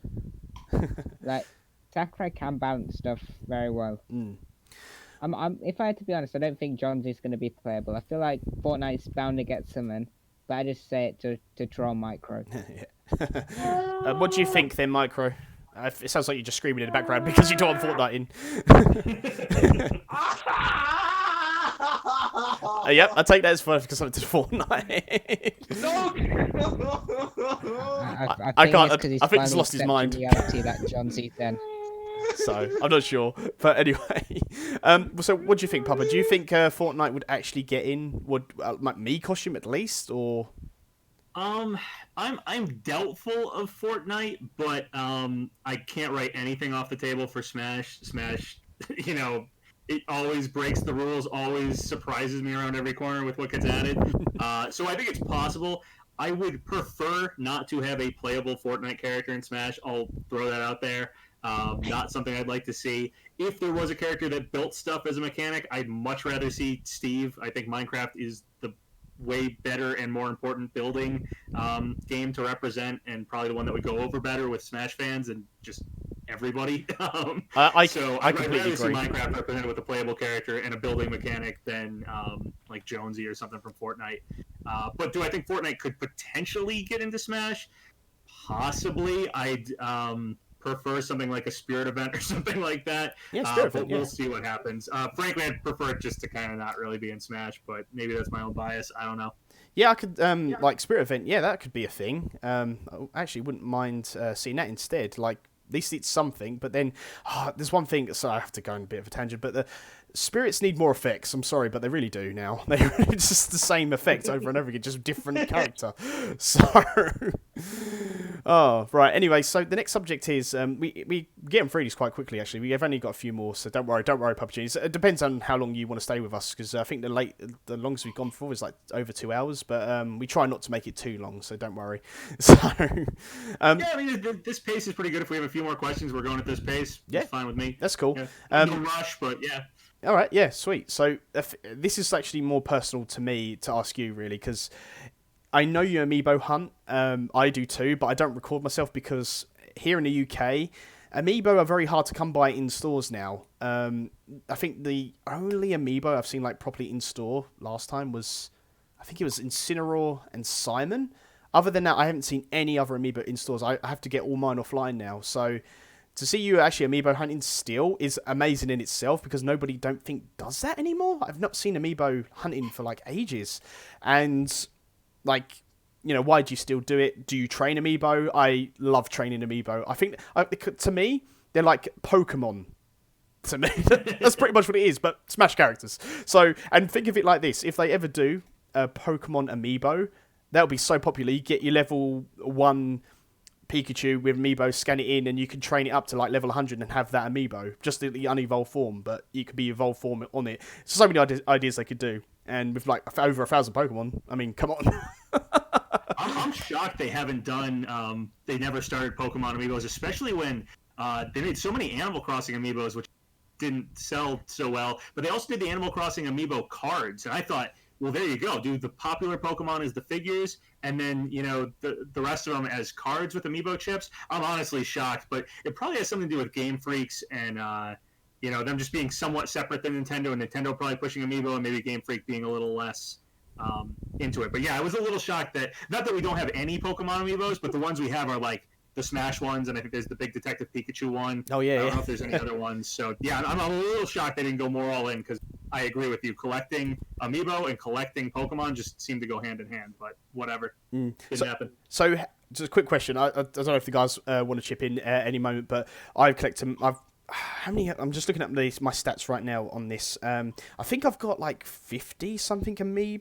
I haven't got all of them, but then I've opened some which I now need to get doubles of. Yeah, I've got 51 out of 82 amiibo. It's a shame I can't be an amiibo collector. I love it. I don't have that much money, and I only have 6. One being Bowser, one being a headless Yoshi, because you know it's broke. I want a headless He got Yoshi. decapitated. Rob, which got his arm cut off for some odd apparent reason. I think Bowser's been doing a bunch of genocide, amiibo genocide. Duck Hunt, the Mr. Game & Watch, which is still intact, apparently. And Mega Man, I believe. What about you, Wade? Got I ended anything? up getting I a rare only Mega Man, have- like Palm Springs or I something. think I only have maybe 3 amiibo. The Wally Yoshi one, the 30th anniversary Mario one, and the Wolf Link one. Yeah, I've got that in its box. Haven't opened that yet. So Open it. yeah, open it. Open it. No, don't open it. Don't open it. So just a quick Open question. it. I've seen pictures of your new apartment. Is it an apartment, Papa? Yeah, it's the problem. Yeah. I've seen all your amiibo. I'm like, oh, I'm so jealous. I said, I got like 58. I need 31 left, but that's if you want to get the 2 versions of like Rob, and I think it's Bayonetta and Cloud and Corrin. If you want to get those versions as well, it's coming on great. I said I got tons of amiibo like unboxed anyway, so I was like, why did I do this? Why didn't I just leave them in their box? I also do something on my channel. Like, I'll promise you this. If the ever Geno Mii costume comes out, I will train a Mii amiibo for you for a Geno, because I still do. Oh, awesome. Oh, thank you so much. That's one of the things. I mean, I want Geno really bad, and it would probably be maybe biggest disappointment if he got like a remastered Mii costume. It wouldn't so much be like that he didn't get in as a playable character, because I'd still sort of be able to play as Geno in Smash, because those remastered ones will look, essentially it would be, you know, what it would look like, just with, you know, Mii Gunner's moveset, but I guess I could live with that. It's fairly close to what I would expect a Geno moveset anyway. But the biggest disappointment might be the fact that, I mean, Geno is a toy. In Mario RPG, he is a toy that comes to life. I want a Geno figure so bad. He works so well for the whole idea of, I mean, the original Smash 64 is like a toy box, and they pull characters out, and they come to life. It fits Geno so well. And then we still have amiibos, which they're toys to life. Like, I want that Geno amiibo so bad. And I imagine the Smash Brothers 64 intro being how Geno gets his trailer, essentially. That would be like, an imagine that trailer. that Mathman goes through his toy box and all that stuff. Oh, that'd be good. He starts pulling out all the Smash Brothers 64 roster, and then he ends up finding a toy that drops down from like a secret part of his room, and then he notices that he grabs that toy, but it's not shown off until later on, and then all of a sudden, he puts that like on the table. He tries to get everything out of the way, like in the intro. He does his 3, 2, 1 symbol, and then all of a sudden, Geno comes to life, and Star Spirit comes up. Goosebumps, man. Goosebumps. I want that trailer. That is a good trailer. And speaking of trailers, I know we're going a bit off Trust topic. me, I've been the type of person who's tried to imagine trailers like back. I think it was in our first a new podcast approaches. I thought of a double reveal trailer if Skull Kid were to be dropping down the moon, and then all of a sudden Shadow would come up with Chaos Control to stop the moon. That would have been cool. Yeah. I know. I've always wanted to like design trailers, but obviously I don't have the budget for it. Apparently. Well, just going off slightly off topic about trailers, I like what you said about if Phoenix Wright got in as the sixth, was it the sixth character or the fifth character, I think you said, when he put Joker on trial for stealing an invite. I think that was pretty good, actually, what you said, Papa.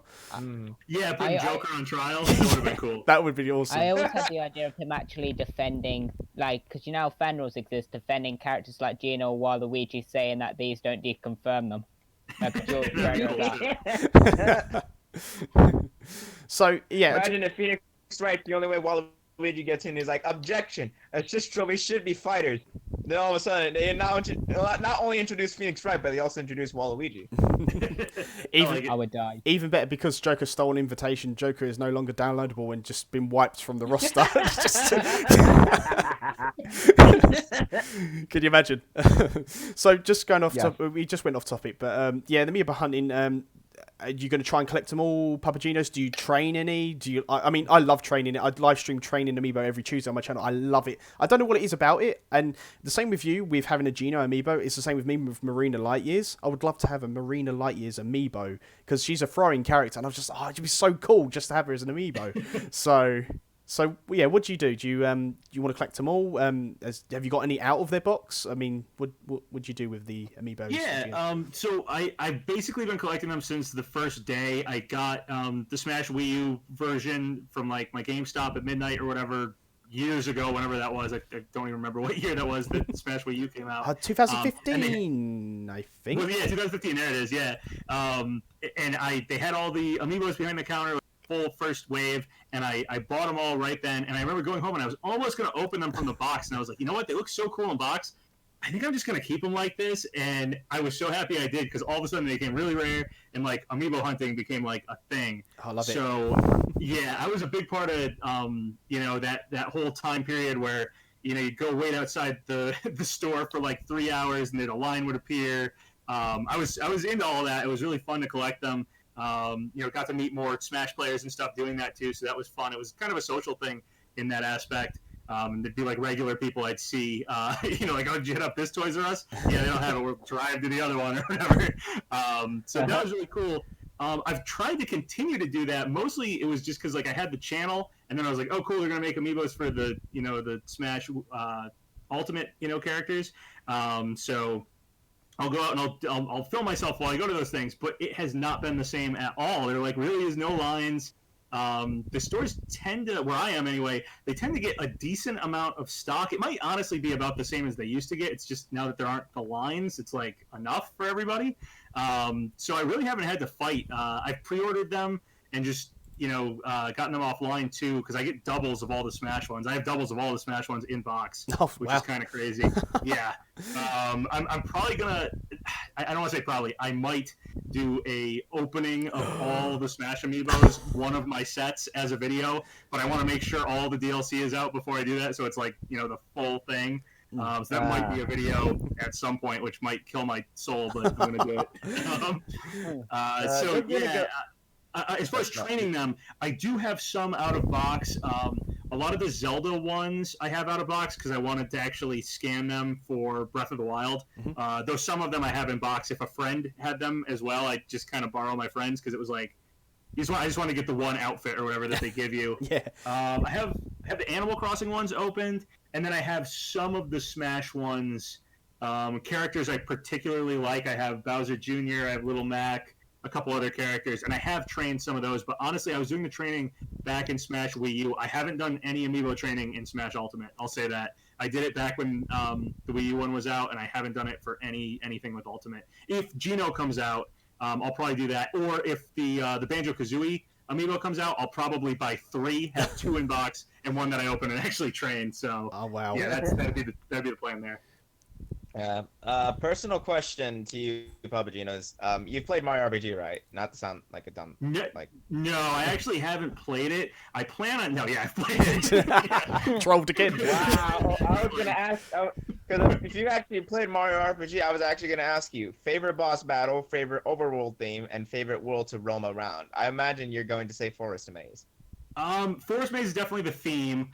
Boss battle, probably the Axum Rangers. Oh hell yeah! Yeah, and then area to explore.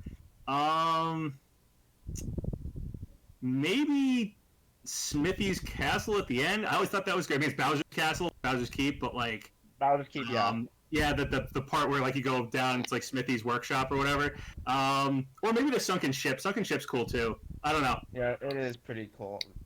I guess you'd say. Did I say boss battles Axum Rangers? I don't know. I think I said that. Yeah. I unfortunately haven't gone to that part. I've only gone to like what was it like forgot what was that location called. It was like Monster something. Oh, Monstro Town or Monster Town? Yeah, Monster Town. I actually got all the way to Monster Town. I didn't go after that because apparently the emulator that I was using erased my file automatically, which was very odd. Ooh. I don't know, probably because my phone or my tablet turned off, and I couldn't continue my adventure after that. So it was weird. I like Jinx is in Monstro Town. I like Jinx. That's a cool character. That was like Geno, and then I like Jinx. Those are like my 2 favorite characters from Mario RPG. Like Jackie Chan soda. Yeah. Am I the only one who gets Wario vibes when I see like Booster or? Yeah, no, totally. I think because Wario I think was a pretty new character when Mario RPG came out, and I don't know what happened with Booster and Wario, but like, he's clearly based on Wario, or there's some sort of design element going on there. So I don't know if Square didn't have the rights to use Wario, if Wario was too new of a character, or what. I don't know what's going on there, but yeah, I mean, there's definitely family resemblance or something going on with Booster. I bet you Wario was based off of Booster, and Waluigi was based off of Foreman Spike from Wrecking Crew. I think Wario was already out before Booster, but development-wise, it might have been close. I think Wario, because it's Super Mario Land 2 6 gold coins that first has Wario, and I think that precedes Mario RPG. I think so. That's also a really good game. Not gonna lie. Yeah, definitely. I've been a Game Boy fan for most of my life. Legend of Zelda: Link's Awakening, or not to mention the Oracle games, Super Mario Land, Super Mario Land 2, Kirby's Dream Land and Dreamland 2, because I like the Dark Matter trilogy, not gonna lie. Well, because you guys talk about Super Mario RPG, I can't play it now. You just spoiled the whole game for me. Jesus. We didn't spoil anything! We didn't spoil the final boss! We didn't spoil any of that crap! We only spoiled the locations. I'm joking. That's something you'll come across anyway. Don't blame us for spoiling it. I'm only joking. I'm pretty sure you could hit pause and see the map right from the start. Anyway, I'm just being a Mario RPG fanboy, really. So, Geno, can I ask you a question? Yeah. 2 things. Number 1, if Geno did become playable, what would you imagine his slash screen being? Because I would imagine Geno squares off. I like that. Something maybe shoots for the stars or something like that. Something with stars probably is what I'd guess. I still think Geno whirls in. Whirls in is good. Yeah, that's a good one with Geno Whirl. I'm out of this one. I don't know. Don't ask me. and secondly, if Gina got in, this is something which I hope happens, because I don't see Mallow being a partner or anything, but do you think there's a chance he'll be in the mural? Kind of like how Morgana's with Joker or the slams with Hero. Yeah, definitely. Yeah. I think if Geno got in, they should definitely... I would be actually probably a little disappointed with playable Geno if we did not get something like in his victory animation or a taunt or something if Mallow didn't appear at all. I think Mallow definitely needs to appear with Geno.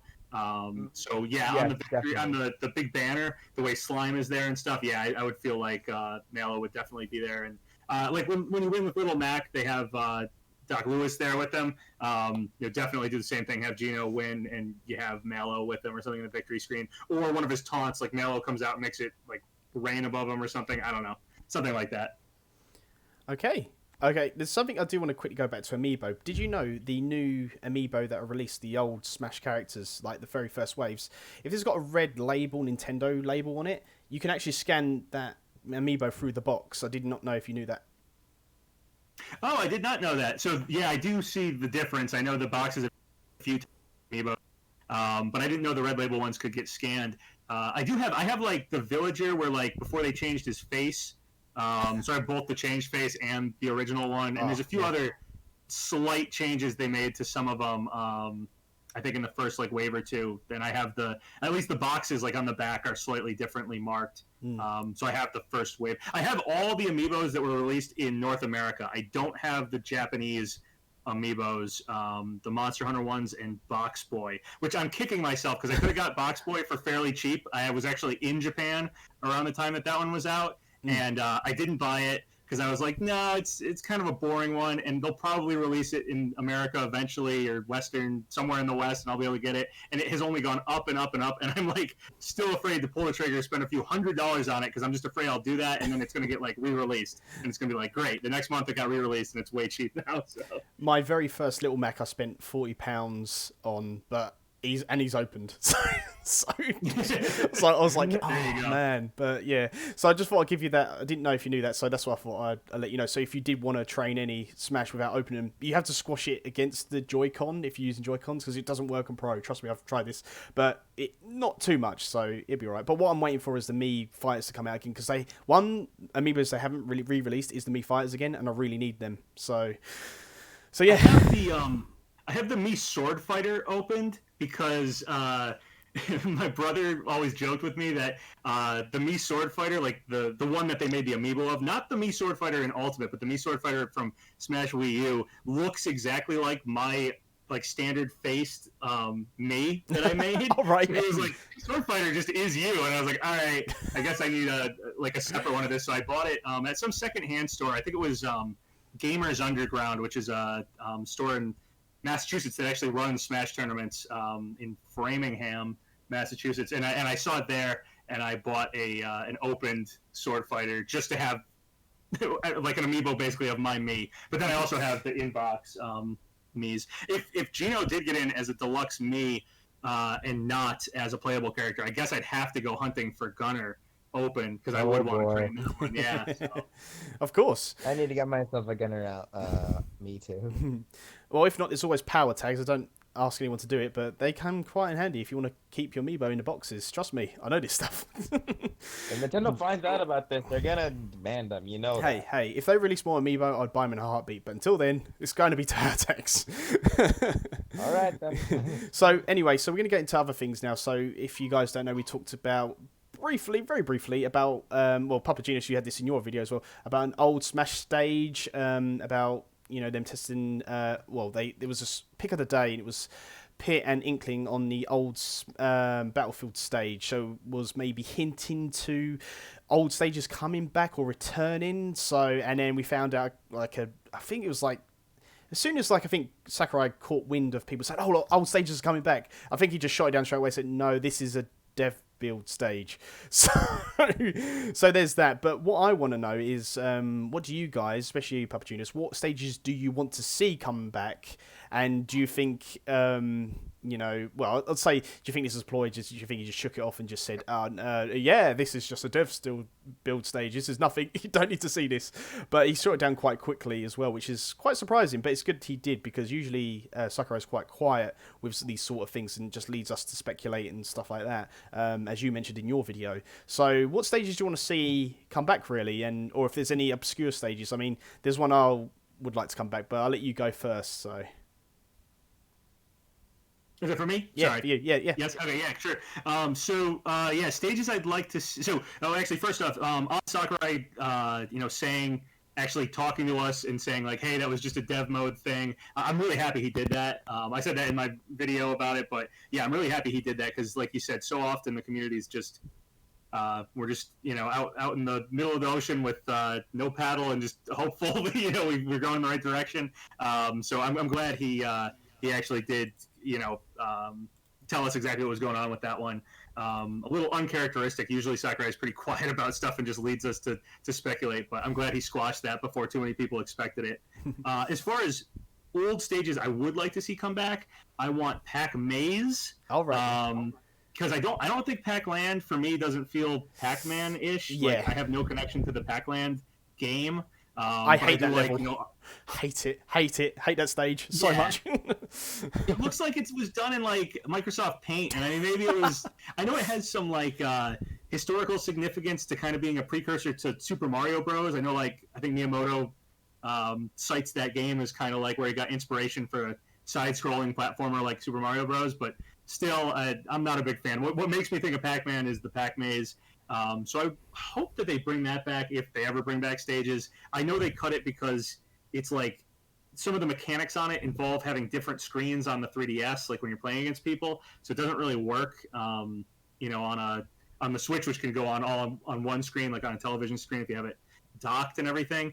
But still, I'd like them to rework the mechanics with it. I think it has to do with like getting the power pellet and turning the ghosts different colors. It was supposed to change on different people's screens, but you can't do that if you're all on the same screen.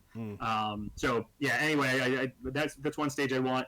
Rainbow Road is another one I want. I don't know why they cut that one. That's really weird.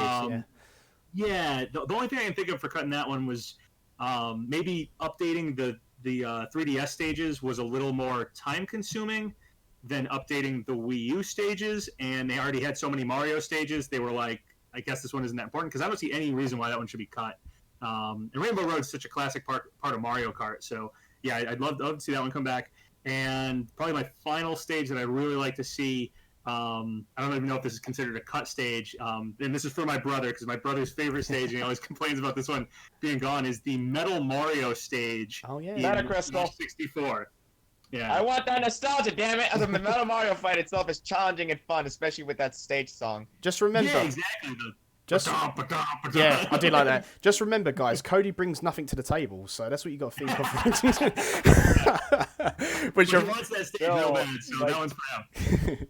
All right, so that's also the stage I want back, Metacrystal, because I just want that nostalgia so badly. I've always wanted to go back to Smash 64 just to go play classic mode, then fight off Metal Mario, because the boss battle itself was challenging, it was fair, and it was something that not only I would rage to a few times, but I would realize that I brought it upon myself because I've always wanted to basically face him. Like, it's just fun, not gonna lie.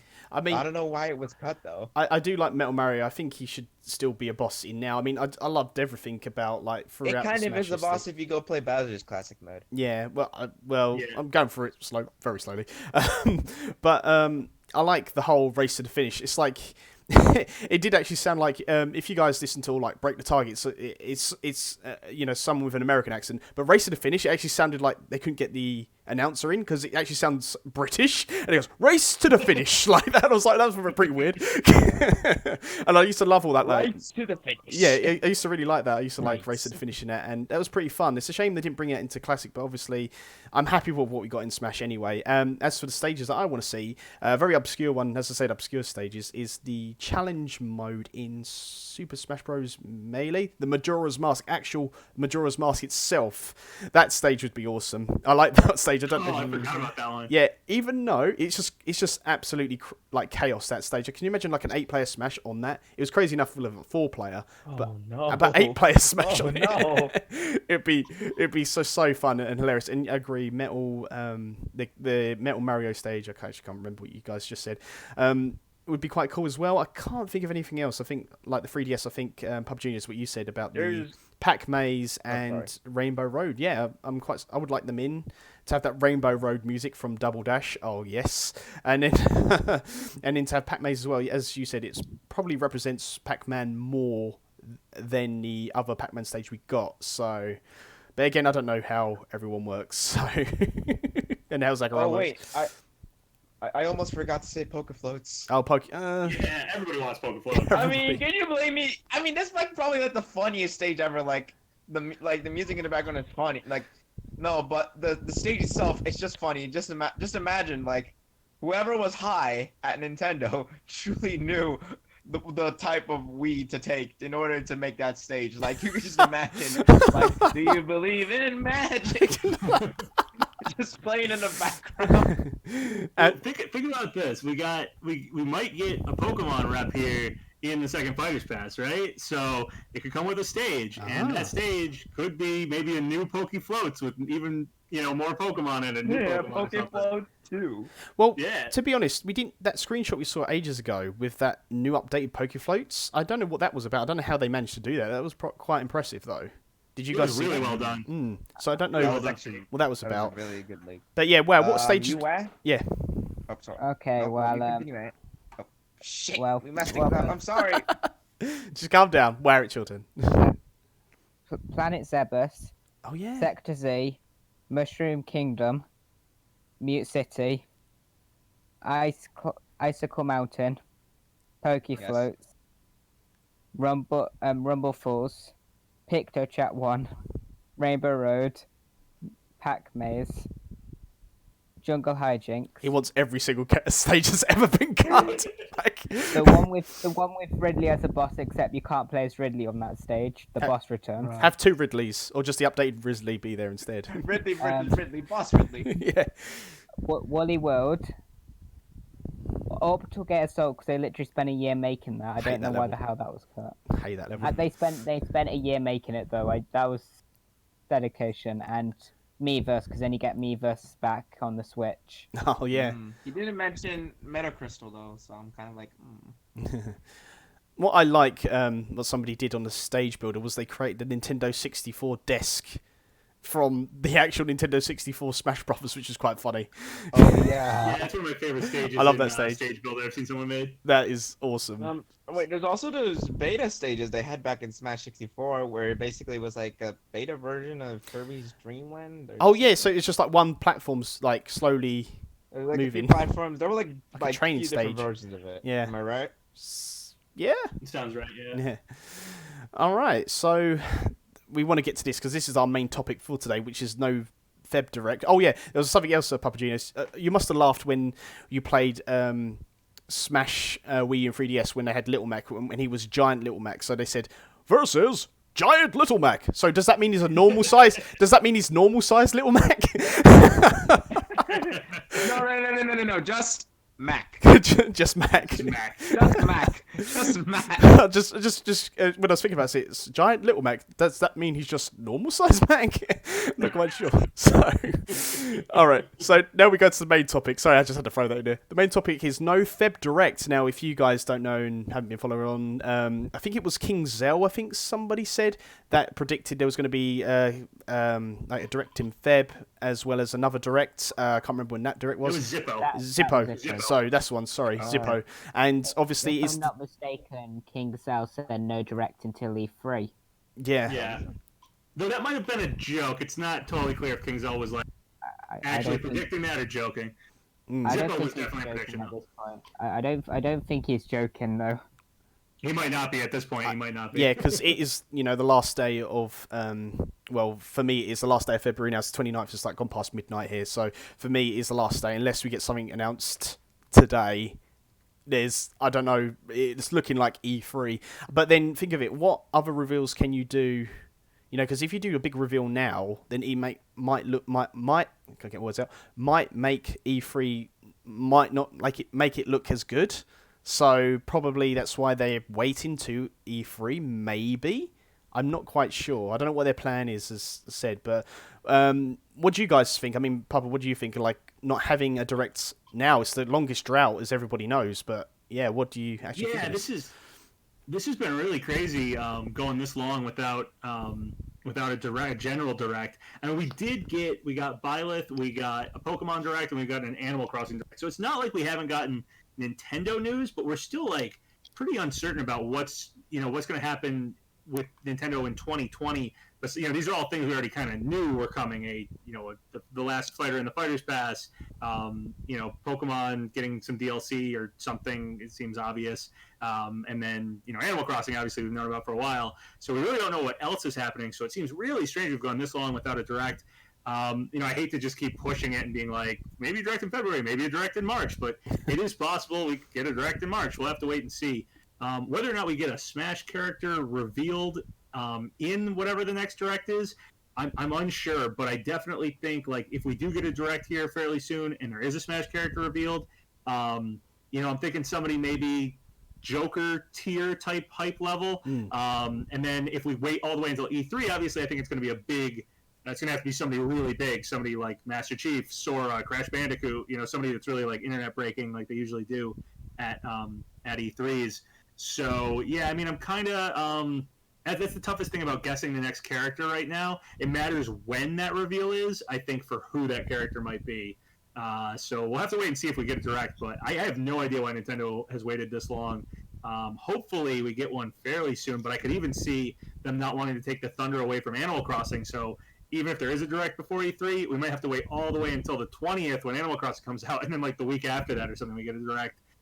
Just because maybe they don't want to, announce a bunch of games and then have people forget about Animal Crossing. I don't know. So we'll see what happens. Hopefully that isn't the case. I want to direct as quickly as possible. So hopefully we get something. But I've heard nothing. I was hoping Zippo. Fortunately, it doesn't look like they were. So yeah, it's very weird. I mean, we could get a reveal, but the character probably won't be released till E3. Maybe that could be around then. Yeah. I mean, if we get a character reveal. It might be a while till we actually get them released. Okay, so what do you think, Micro? I'm gonna be honest. Don't know. I am actually surprised myself. I honestly thought we were gonna get a direct this month, but then again, usually they take like about 2 to 3 months after a reveal in a specific month. So I can't really blame them for not having a direct. Well, especially if there's no Smash related stuff in it. But if there wasn't gonna be any Smash related stuff, they might as well have done that. Then again, it's not like they haven't been showing off any Nintendo news, but the directs in general kind of seem blank. Like without them, it kind of feels like there's not that much to show off. I can expect one to at least appear in March, but most definitely in April, if not on March. Just saying. I mean, what do you 4 think, or 3, I guess, since C&J is not here. Rip. I'm gonna just let PapaGenos go ahead and think. Oh yeah, I mean, I kind of agree with that. Hopefully we get something in March. If we don't get March, hopefully we get something in April. If we get all the way to there though, then it's April, May, June, and E3's in June. So it feels like if we don't get one, then we're not gonna get one all the way till E3. There's rumors of games, that kind of need to get announced, and then we have stuff like Metroid Prime 4, Breath of the Wild 2 that we know are coming, but we haven't seen much of. So hopefully they have something to show us pretty soon here. It's like we're all going insane and biting our nails. We're like, okay, anytime now. Yeah, it's kind of making us impatient. So what you again, we did get a lot of like we got an Animal Crossing direct, we got a Pokemon direct with the DLC, and we got Byleth. So it's not like we haven't gotten big Nintendo news, but it is different than like a general direct because there's lots of like little things that they announce in that just feel like I don't know, just it gives you a better idea of what's going to happen for this year, this quarter in 2020 here, and we don't have that. We're like pretty blind as far as what Nintendo has in store for us in the future. So yeah, it's weird. It's definitely weird. Yeah. I mean, I guess I've already said what I had to say. I guess we can just let Ant or Wa just go ahead and say whatever they think. Come on, Wayne. I What? don't. I begin to believe we won't get a direct in E3. If I wanted to be honest, I'd say I thought we were going to get a direct this month, but not a Nintendo one. Due to what? And I was wrong about that. And at this point, I feel like it's safe to assume they would just wait out for E3, going off how close it is at this point. Yeah, at this point, if they might as well show. They might as well start off strong in E3 with the first fighter. Then they can end off strong in the next fighter on E3. I honestly, let Geno be the first one. I honestly feel like they're going to open up with 2 characters at E3, and I do think Geno will be one of those characters. It has. That would be awesome. If so, this would be really great. But if King Zell's statement was actually like a legitimate hint and not just like, you know, just wild speculation or just joking around. The exact statement was like, no Nintendo Direct until E3. Nintendo is doomed, is what he said. So like, if we got Doom Guy, if the Kako Malo leak was real, we get Doom Guy and Geno revealed at E3, and we don't get a Nintendo Direct until then. But that's what we get. I'd probably forgive the long drought of no Nintendo Direct because those are like 2 characters I really want. So I'd be pumped about that. Can't possibly be Doom Guy. No. Don't get into that again. I truly believe that is disconfirmed at this point. Yeah, I mean that whole interview definitely felt like Doom was probably deconfirmed there. But again, King Zell's statement about no direct till E3, if it is a hint, also has the whole Doom thing in there, which is something. Again, if it is a hint. The one other thing about the Doom interview. Is that they were very specific when they said that Nintendo never approached us about putting Doom Guy in Smash. They were real specific to say Nintendo never approached. So it could be that they approached, but I will admit it's a little bit reaching. It was probably the most in-depth talking about a character not coming to Smash I've ever seen in an interview. So yeah, it might be done for Doom Guy. I don't know for sure though, so I'm not totally counting him out, but I do have lower expectations. I think going back to a video that you said about that, I think because with Grant Kirkhope, I said his name, Chris said the name right. Grant Kirkhope. So get it right. So with him, he said I wouldn't count on it. There was just like one line answer with this. This answer is more like in depth. Saying, yeah, we've tried to reach out. So going back to what you said in your video saying this seems more like of a legit response. If it was kind of like, I doubt it or something again, then maybe. But this was kind of like a proper in-depth. We've approached them. Nothing was said. Couldn't strike a deal sort of thing. So it didn't feel like deflecting. Like, hey, is this character in Smash? Like, you'll have to ask the Smash team. Or I would really like that my character was in Smash.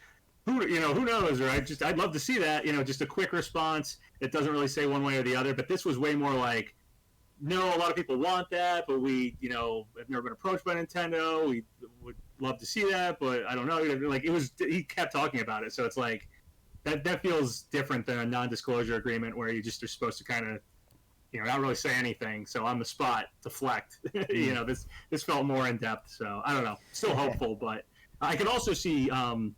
Master Chief feels like a very possible E3 reveal, so I'd be excited about that too.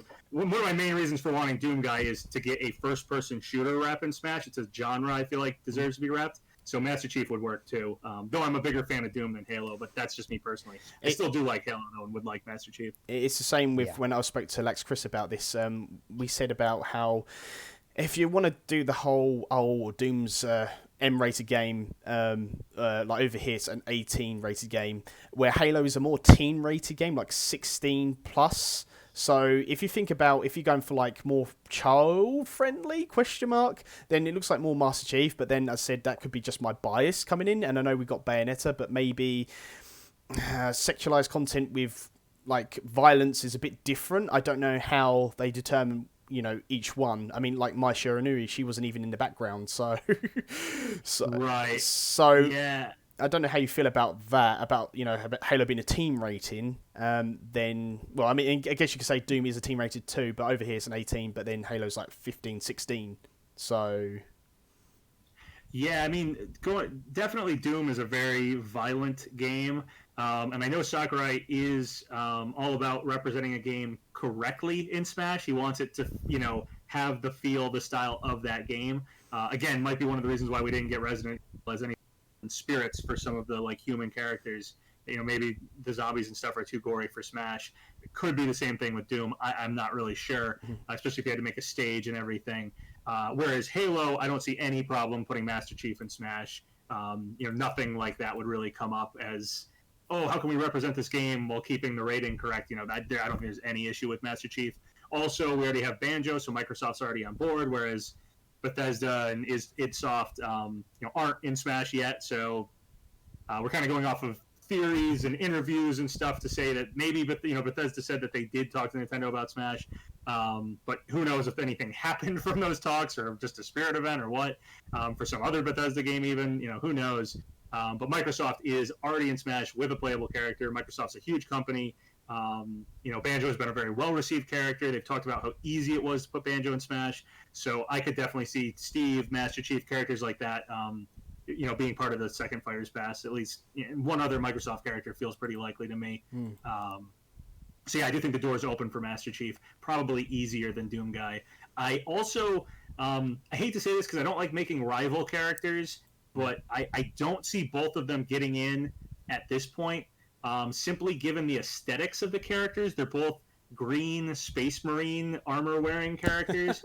And we only have, so if we get a third Fighters Pass, maybe, but I don't see the second Fighters Pass having Doom Guy and Master Chief. It would just feel like, to the general public, maybe who aren't super into gaming, maybe, might feel like, man, it looks like we got the same rap twice. I don't see it happening. So, yeah, that's, Terry and Byleth. But We already got Terry and Byleth being Ken and Fire Emblem in general. So if anything, I don't see why Sakurai wouldn't take the opportunity. But much as I would want to have these two, I don't really. Yeah. I gotta agree with Papa here that I don't really see them on the same pass, and I can understand because Doom can be pretty violent, which I thought was obvious actually. So. I could see them both in Smash. Like, if one of them was already in Smash, I would not be bringing that up at all, that they're aesthetically similar. It is simply because we have 6 characters left, supposedly. This is a single pass here. I just don't see both of them getting in on that pass. I just think it would feel weird. I agree too. Yeah, I can't see both. It's either one or the other. But it could be just my bias coming in. But that's just how I see it with Doom. I mean, like today I actually got all the Doom games to free, so 1 to 3. I've got all the Doom games because they're on a discount, and I think it's because of your video. You actually saved me some money, so check PapaGenos to save money. So if you want leaked speculation and discount on games on the eShop, just check out PapaGenos' video. I don't know if I can really take credit for the discounted games, but yeah, that's pretty cool. What do you think? Where? Yeah, I was gonna say where. Sorry. No. Here's the thing. I feel like you could censor any game except Mortal Kombat. That's the one game which I just can't see. So I feel like that isn't Doom's problem. I feel like Doom's problem is more Bethesda. Not that I don't think they wouldn't be down for it. I feel like it's more the fact that we're most likely only going to get 1 or 2 Western reps in Pass 2. And I feel like with Crash Bandicoot being extremely likely to take one of them, you're only left with 1 more. And with contenders like Ubisoft or another Microsoft character, Bethesda kind of just falls down, in my opinion. Yeah, that makes sense. I mean, I could definitely see, if Microsoft gets a character, if Activision Crash gets in, and maybe Ubisoft or even just 1 or 2 of those gets in, Bethesda's definitely lower on the list, and I don't see us getting 3 or 4 Western reps. 1 or 2 feels more likely than a bunch of them. So yeah, I'd agree with that actually. Cool. All right, let's move on to something. We've got 2 more topics to talk about, so that's all we got left. So I've got a Super Smash tweet from the officials. Well, it's not the official really. It's a SSBU News, at Super Smash Bros. Ultimate News. There was a Japanese Smash fans. They basically asked Japanese fans, or they found out from a website called Dextro.com. And Japanese Smash fans want several obscure characters as DLC. So I'll read this off very quickly, and you guys can say what you want to say about this. So, as part of the questionnaire commissioned by Inside Games, over 3,000 people were asked to vote on characters they want. The 15th 15 most popular were published. God, I can't get my words out. Well, there were some characters who often appear on wish lists from North America fans who have made the cut were uncommon. So we got Reimu, for instance. With 42 votes with character, oh god, I can't say her first name, Hakari Reimu. Have I said that right? Probably not. Hakuru. Yeah. From the shoot 'em up series Toho project, was the 13th overall most requested character. So that's interesting. Another interesting suggestion was Altrea Pendragon from the Fate Grand Order mobile game series. At 11th place with 53 votes. Fans who voted for her. Wait, do we have a poll? No, we didn't have a poll. It's just what I'm reading off. So, Okay. it was a Japanese Japanese poll that fans, happened yeah. not too long ago. Sorry if I get these names right. I do apologise to everyone watching. Fans who voted for her cited the series popularity of the 15th anniversary of the visual novel Fate Stay Night as her reasoning. Okay, I hope that made sense to everyone. The unique choices don't stop here. At ninth place, with 56 votes, fans even voted for Puyo Puyo protagonist Aurel. We already knew that she's a popular choice. So, Aurel, yeah, I'm British. That's my excuse. No excuse. According to fans, the lack of the female characters and fighters from puzzle games were reasons to vote for her. This said, many of the most requested characters are common among North Americans audiences, as well as Crash Bandicoot is rumoured to be the 6th DLC character, assumingly had the 6th most votes with 65. Crash is rumoured to be DLC Fighter 6, yep. 2B from Nier Automata came 5th, 70 votes. Fans said about 2B's weapons and style as reasons she should get in the nod to join the roster. Third and fourth place considered the JRPG character from Rex from Xenoblade, which we've discussed about earlier, and Hunter from Monster Hunter, while Xenoblade already had a character Shulk. Hunter could be as iconic as additional as Dragon Quest heroes. The final two are arguably the most requested both in North America and Japan. Dante from Devil May Cry at 91 and Kingdom Hearts Sora with a massive 290. So another character who received votes but unlikely to be added was Dragon Ball Z Goku. But we know all know what happens with that, so that will never happen.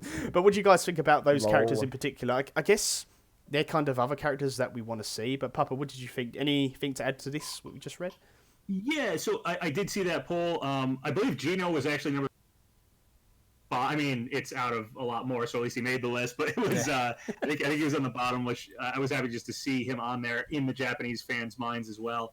But yeah, I did look at it. Reimu is definitely one that's she's really popular in Japan, not super popular in the West, but she's an indie character. And Sakurai has been adding a lot of indie representation in this game, but no indie playable character. So maybe Reimu's coming. Arl being on there, I was happy to see, because that's a character that just through speculation I've come to kind of want in Smash, honestly. And then there was some other Japanese stuff, like you said, the mobile game characters and stuff like that. I don't know if we'll get a mobile game in any form, but otherwise, like Dante, Sora, there were some other characters that were just, basic to Crash Bandicoot, the stuff that Smash fans want over in the West as well. So yeah, I thought the list was pretty interesting, but like Sakurai said, they're already chosen. Our next Fighters Pass is already chosen, so nothing too crazy that really stood out and shocked me. I think there was like a Sword Art Online character in Goku, but I don't think any anime characters are getting in, so not worried about it. I trained a Goku amiibo, right? He's in. Nah. Yes, but nah. So, Michael, what do you think of these picks? Have you got anything to add to this, or? Like I said, Goku, yes, but nah. The final reveal of Ultimate is Goku. As but it's for Goku Reimu, from- I would have honestly loved to have Reimu on there. Not just because I've played Toho or anything, but I've also loved the music and the OST.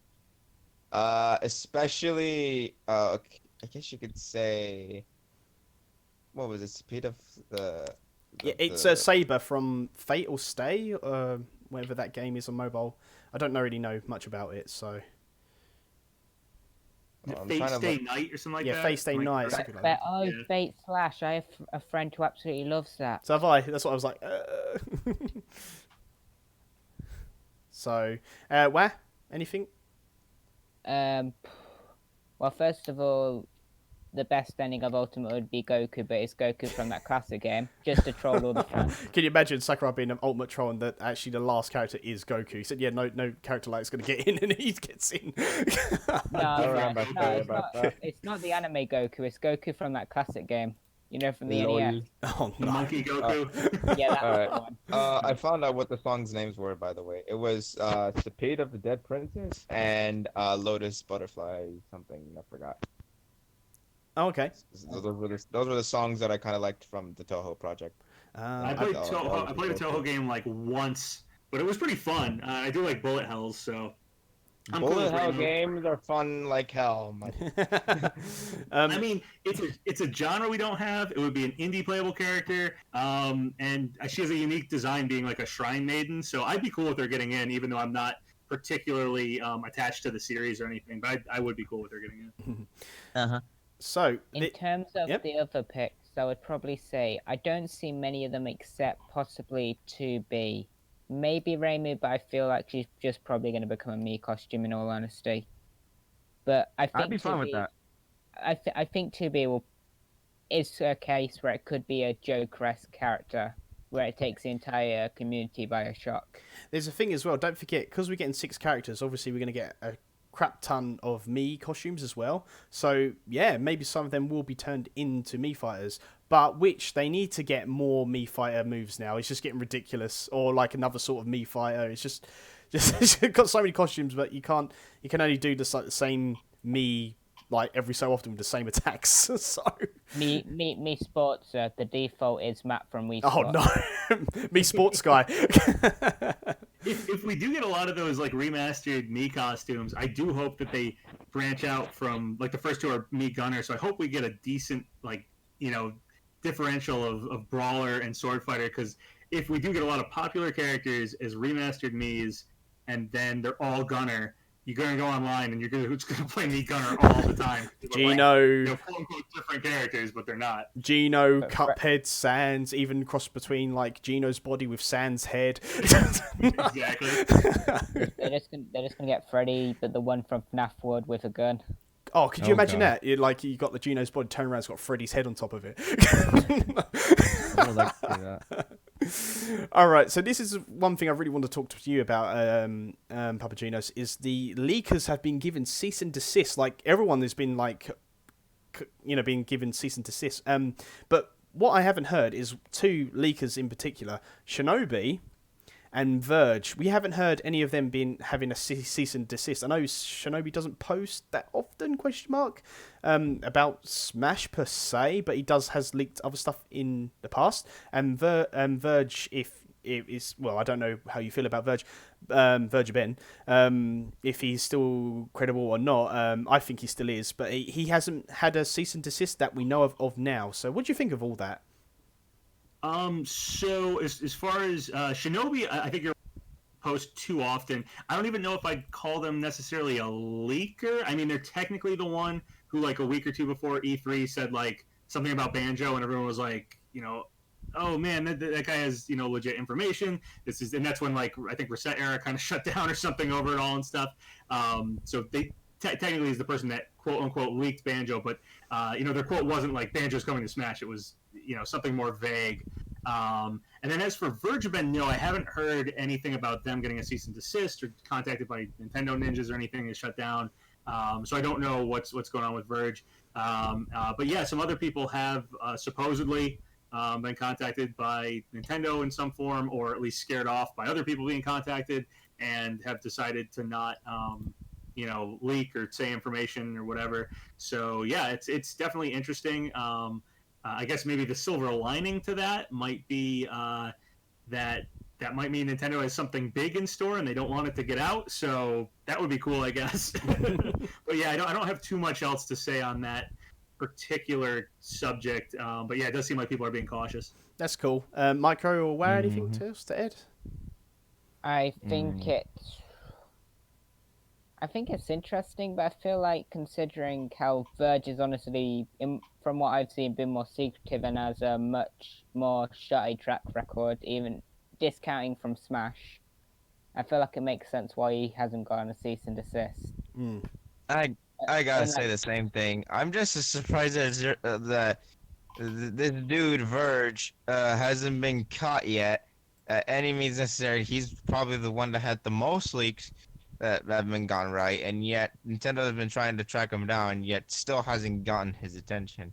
I'm here's a surprised they haven't even looked on the internet to actually bother looking for the guy or any information about him. Yeah, I have no But idea about any of that. I guess but, you could say that's I guess you could say the whole time, in a nutshell, Sabi was like the one giving out the biggest of credibilities, and he was like telling Verge that, oh nah, he's full of shit or something like that. Verge was just being quiet, and then when Sabi finally like got like the whole thing, I guess you could say Verge was just trying to hide from the bird, essentially getting him because, or the Nintendo ninjas in this case. Guess you could say like. He was just in hiding, and then Sabi was the one that got killed in that process. Yeah, I mean the as far as Vergeman goes, credibility wise, definitely has gotten some things wrong, but very few people have gotten 100% like track record for things. But I do think they're still worth listening to. That's always something that I find strange with people in leakers and stuff like that. Is as soon as they get something wrong, people are like, "Well, they lost, they're done, or whatever." And it's kind of like, but they got all this other stuff. And it's not just that they got stuff right, because obviously you can guess at things. It's that like it's almost really clear that they had actual information. So I definitely think they're still worth listening to, even if I wouldn't take everything they say 100% is what we're going to get. So that's kind of where I'm at with Vergeman. I don't take what they say 100% definitely what's going to happen, because like the Minecraft content thing and stuff like that didn't come to pass. But I do think, like, do they have connections? Can they get Smash info? Yeah, so definitely worth listening to. That's just my take on Vergeman. Nintendo Ninja stuff wise, I have no idea. I'd rather stay as far away from anything like that as possible. So I just report on what's already out there. In all fairness, it's easier to find a person when they have a Discord server. That's probably why Subby was much easier to track down. Verge, he tends to be less open, I should say. Okay, yeah. No offense to Subby, he looks like an awesome dude. No offense to him, just frankly saying. I hated that because like when I saw Sabi's tweet, God, I really can't talk today. Sabi's tweet about I got a cease and desist. Is Sabi a female? Was she a male? Do you know, Papa? I have never talked to Sabi like on like this or whatever. So it's a guy. I don't know. I usually use stuff. No, it's a guy. I've actually talked to him in VC before. Oh, okay, he's a guy. Oh, He was okay. playing Fortnite once, and I actually heard his voice. Oh, okay. Okay, I believed it. I believed Sabi was male, but I didn't want to put a definite down on that. I usually try to refer to them gender neutral. Yeah, I'm not sure, but I sometimes I'll slip into he and him, but that's just because it's my default kind of. Yeah, same. Yeah. Anyway. I'm gonna try to recreate his voice by memory. He kind of sounds like this, really. Oh, okay. Well, what I didn't like when Sabi, when they got a cease and desist on the Twitter, and they put that on there, he got so much backlash saying, "Oh yes, great, no more leaks and stuff like this." I'm thinking, yeah, but you followed this person that gave you all this stuff, and then you just getting all this backlash. It's like people like pretty much crapping on him, saying, "Aha, serves you right for leaking and stuff like this." But he didn't leak the whole game. If you remember, like the day before Smash Ultimate was supposed to come out, people were leaking the whole game on like the internet and PC and stuff. Why can't you hate those guys instead of like someone that actually did something good with the community? But again, I guess you're saying good for the community can be debatable. I mean, it depends if you follow leaks or not, and that's your own fault if you get something spoiled for you. That's how I see it. So. I totally agree with that statement that you made. Like, I definitely think there's a difference between people who quote unquote like post leaks, but like it's not really a leak. It's like it's not like a leaked game. It's not like you said. It's not like they're downloading the full game and putting it out there and ripping Nintendo off. it's really just a rumor. It's just words, and it's up to you if you believe this person or not. If you believe their words, you know. So I find that just more fun. That's more speculative. When people actually get screenshots or video, or like you said, download a whole game and put the game out there, and it's actually ripping off a company. That's the leakers that I'm more like, okay, that person spoiled the game. That person. Is actually ripping Nintendo off in some way. If you're just talking like, hey, I heard this, I feel like that's way more like up to you to trust that person's credibility or not, and et cetera, et cetera. It's just a rumor. Call it a leak, but it's just a rumor if it's just words. So yeah, I mean, that's how I take that. As far as leaks themselves, like spoiling a game or not spoiling a game, I have like such a love-hate with this.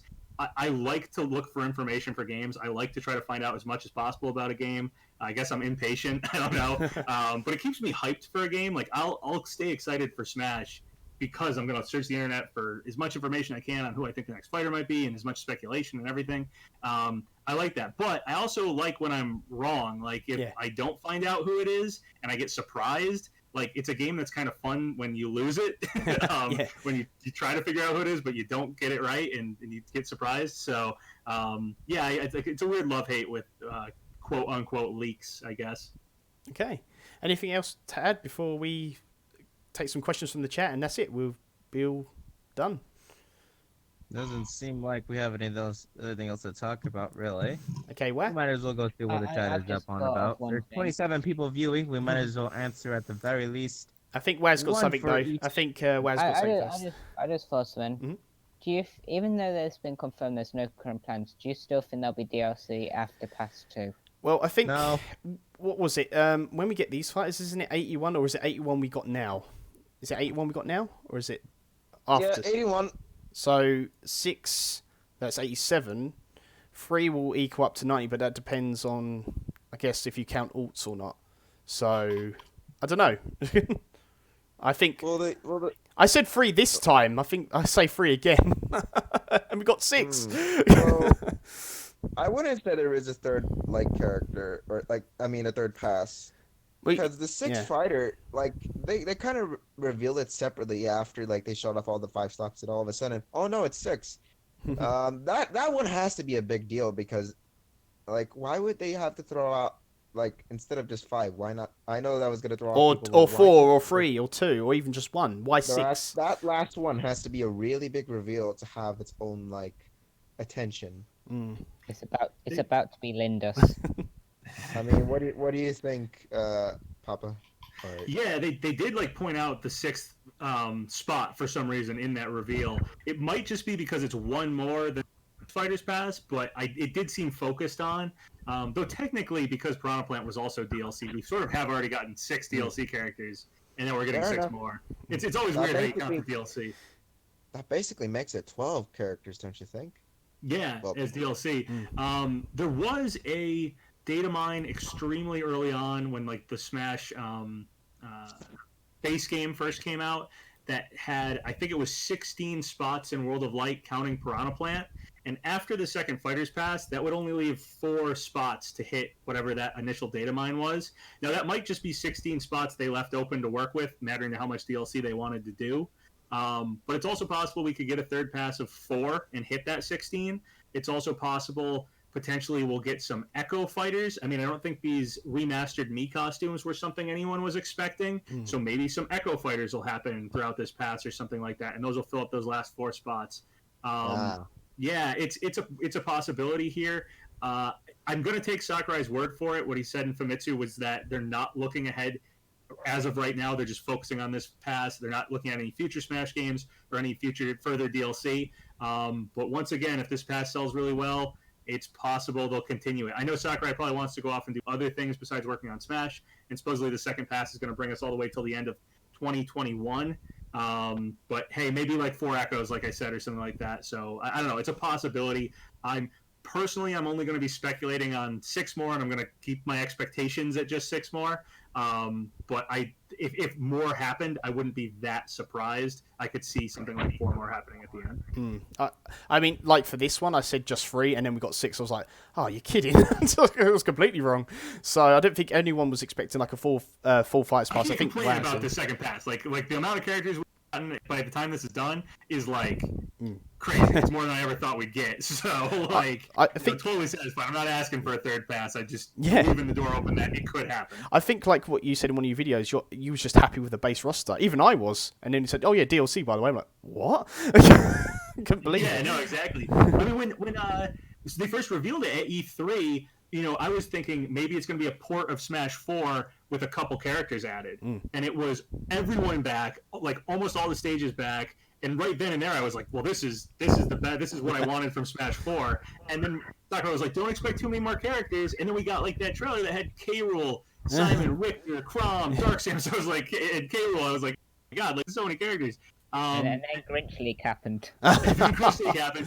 But given the first Fighters Pass and the second Fighters Pass, we're going to end up with more characters than Grinch League. Like it's honestly gone farther than I think anybody expected. I think I said to the guys, "What about this? The Grinch League was real all this time. The characters that we didn't get are going to get in later on anyway."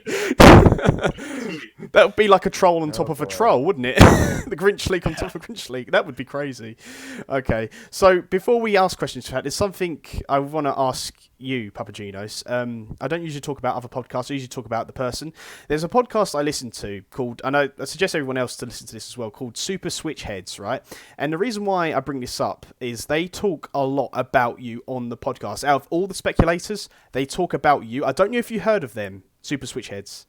I have not, so definitely send me a link because I'd love to. They talk about I'd love to listen. they talk about you literally any like video you do or cover. They talk about you. I listen to it at work because it's something to do. They literally talk about you. So I think that's really awesome to be on that podcast. They've just started up, but I want you to do me a favor. And I want you to do this out because I will cut this out. I want you to say to them right now to get me onto their podcast. I would love to talk Nintendo because with me, I would love to just talk about it. And I suggest Micro, while you check it out as well. And I did send, I think it's like the 3rd or 4th episode about like old franchises to be revived. And I did say Mischief Makers, and they actually shouted me out, which is pretty awesome. So if you could just say for me, Super Switch Heads, please get AntKeepsGaming on your podcast for me. That'd be great. So Super Switch Heads, please get AntKeepsGaming on your podcast. Thank you so much. So much. It would be weird to hear my voice if I do, because I really do want to get on there and talk about Nintendo. But they do literally mention you every single episode, near enough, every time you do a video. So, definitely send me a link. I'd love to hear that. Yeah. Yeah, it's great. It's so good. Get on there and talk to them. That'd be sweet. So you might even be on there. I'll be like, oh my god, I'm listening to this like at work. It'd be awesome. So guys, we've come down to the time of the podcast. We're not going to end just yet, but if you've got a few questions, we'll quickly fire some questions. This is probably the longest we've ever streamed on one of the episodes, which has been really absolute fun and great, and hopefully we could do it again. So if any of you got any questions, ask PapaGenos, really, because we don't know when he's going to be here. We know you're busy, but we try and get you on here again if we can. So ask him more than us, because you guys can see us every week. But any questions for PapaGenos, most importantly, ask him. Ask away. And I will say I would love to come back at some point. I am busy a lot of the times. I juggle a lot of things.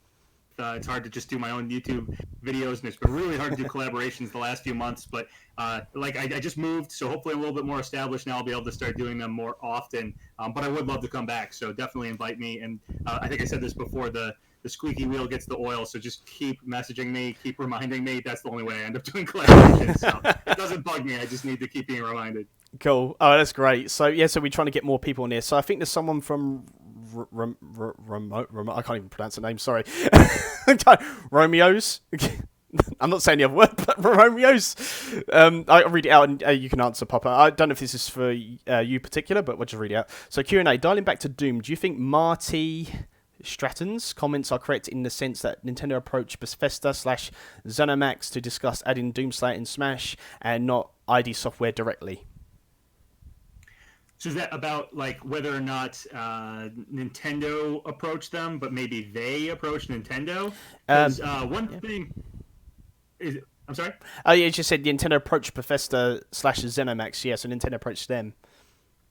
Yeah, so that's a possibility that's been on my mind, especially actually looking at that Warframe tweet I was mentioning. I think I show it off in the last video I just did like last night. There was a tweet from Warframe that was asking Nintendo if they would put a Warframe character in as an assist trophy or an assist character, into Smash was back in 2018. I mentioned how Way Forward talked a lot about getting Shantae into Smash, and then Shantae ends up as a spirit. So it's possible that what they're getting at there, since they are specifically saying that Nintendo never approached them, maybe it's deflection and they approached Nintendo. It does look like other companies have done that and gotten results. So maybe that's their way of deflecting, is to make it that exact scenario. Nintendo didn't approach us. So I don't know. It seems a little reaching especially when I say it out loud here. I feel like I'm grasping at straws a bit, but it's a possibility. Okay, so another question is, what are your thoughts on Goat Simulator or Hello Neighbor as a Mii costume? As I said, you guys can jump in whenever you want as well. So, Papa, if you want to go first, though. Yeah, I don't know if Goat Simulator would work. Hello Neighbor would probably work as a Mii costume. I don't know about a deluxe one, but I could see Hello Neighbor being a Mii costume. We do seem to get a lot of is Hello Neighbor indie? I assume it is. Yes. We do tend to get a lot of indie games. Yeah, we do tend to get a lot of indie games. Not a lot, but like this has kind of been the trend here. Indie games from Microsoft lately coming over to the Switch in some form, or in Smash specifically, like with Cuphead, with Ori getting over on the Switch. So yeah, maybe Hello Neighbor. I don't know if it's it's not Microsoft specific. I don't think either. I'm not obviously not that familiar with the game, but it's the type of game I could see showing up over somehow with Nintendo. So yeah, maybe as a Mii costume, something like that. I feel like I'll put it this way, if Hello Neighbor got into Smash, I would probably say Mii costume would be how it would happen. Yeah, I mean Mii Sword Fighter maybe with a shovel. So yeah, maybe Mii Sword Fighter. I've seen. I remember. Actually, I was working at GameStop. I only worked there for one holiday help like 2 years ago for like a month or two, and they had a lot of Hello Neighbor merchandise at the time. So I don't know what his weapon would be. I don't know the game too well, but I do remember him. They had a bunch of merch, and he was all in like different outfits and stuff. So yeah, I just sent you a link to that podcast channel. Obviously, be good. But yeah, I think he's shovel. So maybe. Yeah, that sounds right. Oh.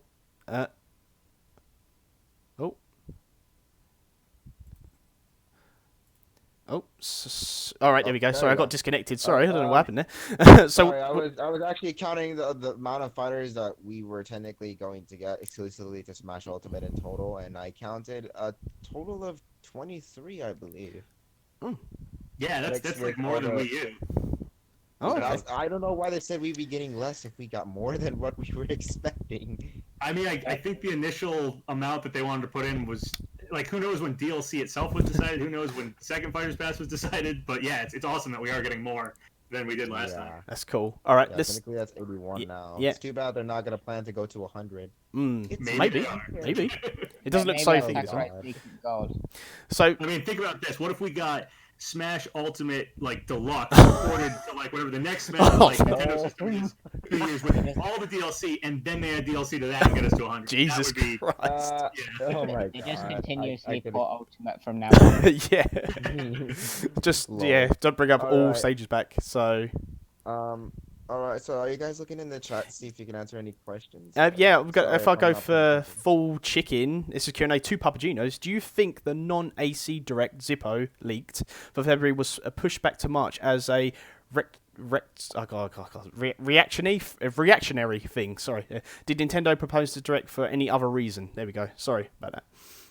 Yeah, that's a possibility. There are certainly some conspiracy theories floating around that maybe Nintendo pushed a Direct back. I know Zippo specifically was saying that they didn't believe that the Direct was like delayed or something, but we have had delayed Directs in the past. The one where Isabelle got revealed was delayed like a week because I think there was earthquakes in Japan at the time.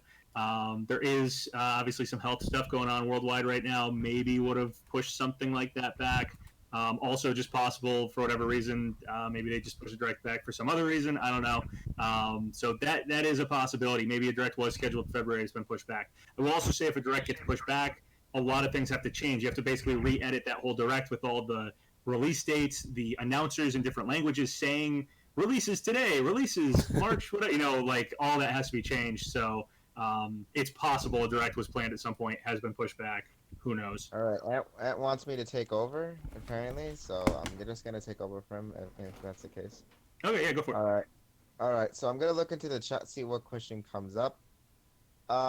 Let's see. Oh, yeah, that was another one, sorry. Okay. Oh my god, I just had it for a second. All right, so I think it, yeah, but from the Ultimate King of Games Q&A to PapaGenos, what songs would come with Geno if he is in Volume 2? I think that's obvious. Yeah, I think it was Forest Maze and what was it? One of the battle songs. Is it the Arm the Boss? Both of those got like copyrighted by Nintendo off of YouTube. So yeah, I feel like those two. Considering he's a Square character, and Square characters tend to only get 2 music tracks with them. Even Hero technically only got 2 for each of the Hero alt characters. So I feel like when Square crosses over characters to other games, they only allow 2 tracks. I think it happened in some other crossovers with Square characters for other games outside of Smash even. So I would expect only 2 songs with Geno, so probably Forest Maze, and I think it's like Beware an Arm Boss or something. I forget the name of the track. It's Yeah, one of the I boss personally fights. just want the regular battle theme to play, like the one you face against normal enemies, like dun dun dun dun dun dun dun. Yeah, that would be good. That Hopefully would be he a good also his jingle like for the victory trailer, theme when too. he wins would be the typical you know, like a victory theme in that game would be Okay, cool. back us. Yeah, it would be cool to have a medley like on that as well. Or yeah, or just do a Okay. medley and have it be one. You know, if they can only get so many tracks from Square allowed, like there's one track, but it's Mario RPG medley. Like, that'd be fine. From what I heard, the composers own the songs when in Square Enix games, so they'd actually need to approach the composers and not Square Enix. I think that's why it's so difficult with the music tracks. Yeah, I've heard that too. That the Square composers actually own the rights, so it's a little bit more than just negotiating with the company. They have to go to those individuals and negotiate as well. Yeah, I could see that. Okay, going back to the chat from Beverly Carter. I don't know if you guys answered this. Oh yeah, we've answered this Uh, question about our predictions and stuff. So Yeah, we've answered this question plenty of times, but we're just gonna do it anyway. um, guess. if you want, I mean, I ain't got my I thing. mean, might as well, just so people can know, because I don't know if many new people have joined on and haven't been. Well, able to say I'm your sure they opinion could on go it. back to the start and listen to it. If you guys don't know, don't worry. We'll probably do like our own separate video on this channel, maybe. We're not quite sure yet, so don't worry. So Yeah. yeah, should we get one for T Pro JX, and then I think we'll end it there. I think, or even Time Jester Jevel. Let's do Time Jester Jevel, and then we do that, and you can read that one out. Don't mean to skip your question, Beverly. Just check the rest of the podcast because we've actually mentioned that question before. And last week as well. Probably every single week, actually. Yeah, now that I new think about it. person, but I like to hear like the guest like reaction as well. So it'd be kind of cool. So thoughts on Super Monkey Ball having its own spirit event. So what do you guys reckon? Don't know much about Super Monkey Ball. Not gonna lie. I think it's possible, but I don't know. So In my opinion- Oh, go ahead. Sorry, in my opinion, II is literally the perfect assist trophy. rolling around the Yeah, it's stage. a good assist trophy character, definitely being in the like hamster ball and stuff. I could see a spirit event. I believe it's Sega owned, if I'm not incorrect with that. That's Sega's already on board for Smash. Yeah, I could see it happening, spirit event or something. I'd love for them to add in more assist trophies. I don't know if it'll happen because I agree, I would be perfect for that. But spirit event, maybe if that's all that we can get, I could see it happening. Yeah. All right. From let's see. Oh, I think it was T-Pro? a Kratos T-Pro one. JX? So from T-Pro JX at PapaGeno, what do you think Kratos' chances are for being DLC? Oh, got some God of War territory. Yeah, Kratos is tough. I mean, Kratos would literally be like a Sony rep, like a PlayStation rep. Maybe it could happen.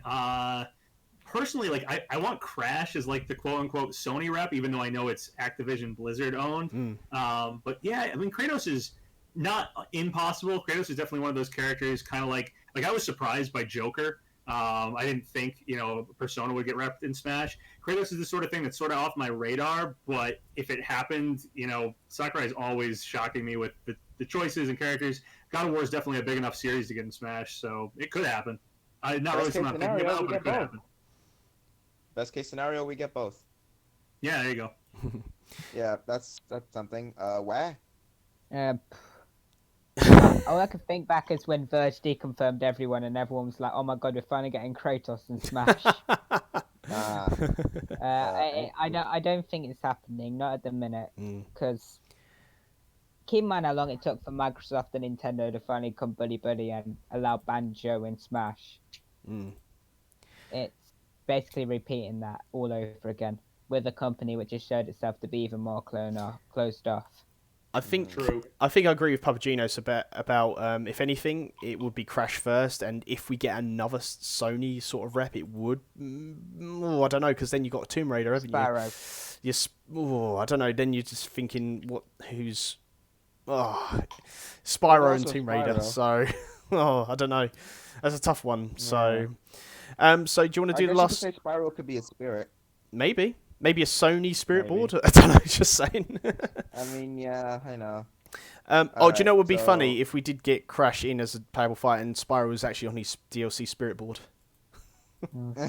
Can you imagine? Yeah, that'd be They've been in the funny. game, so why not? Waz, any questions you want to read out, or even you, Papa? Anyone?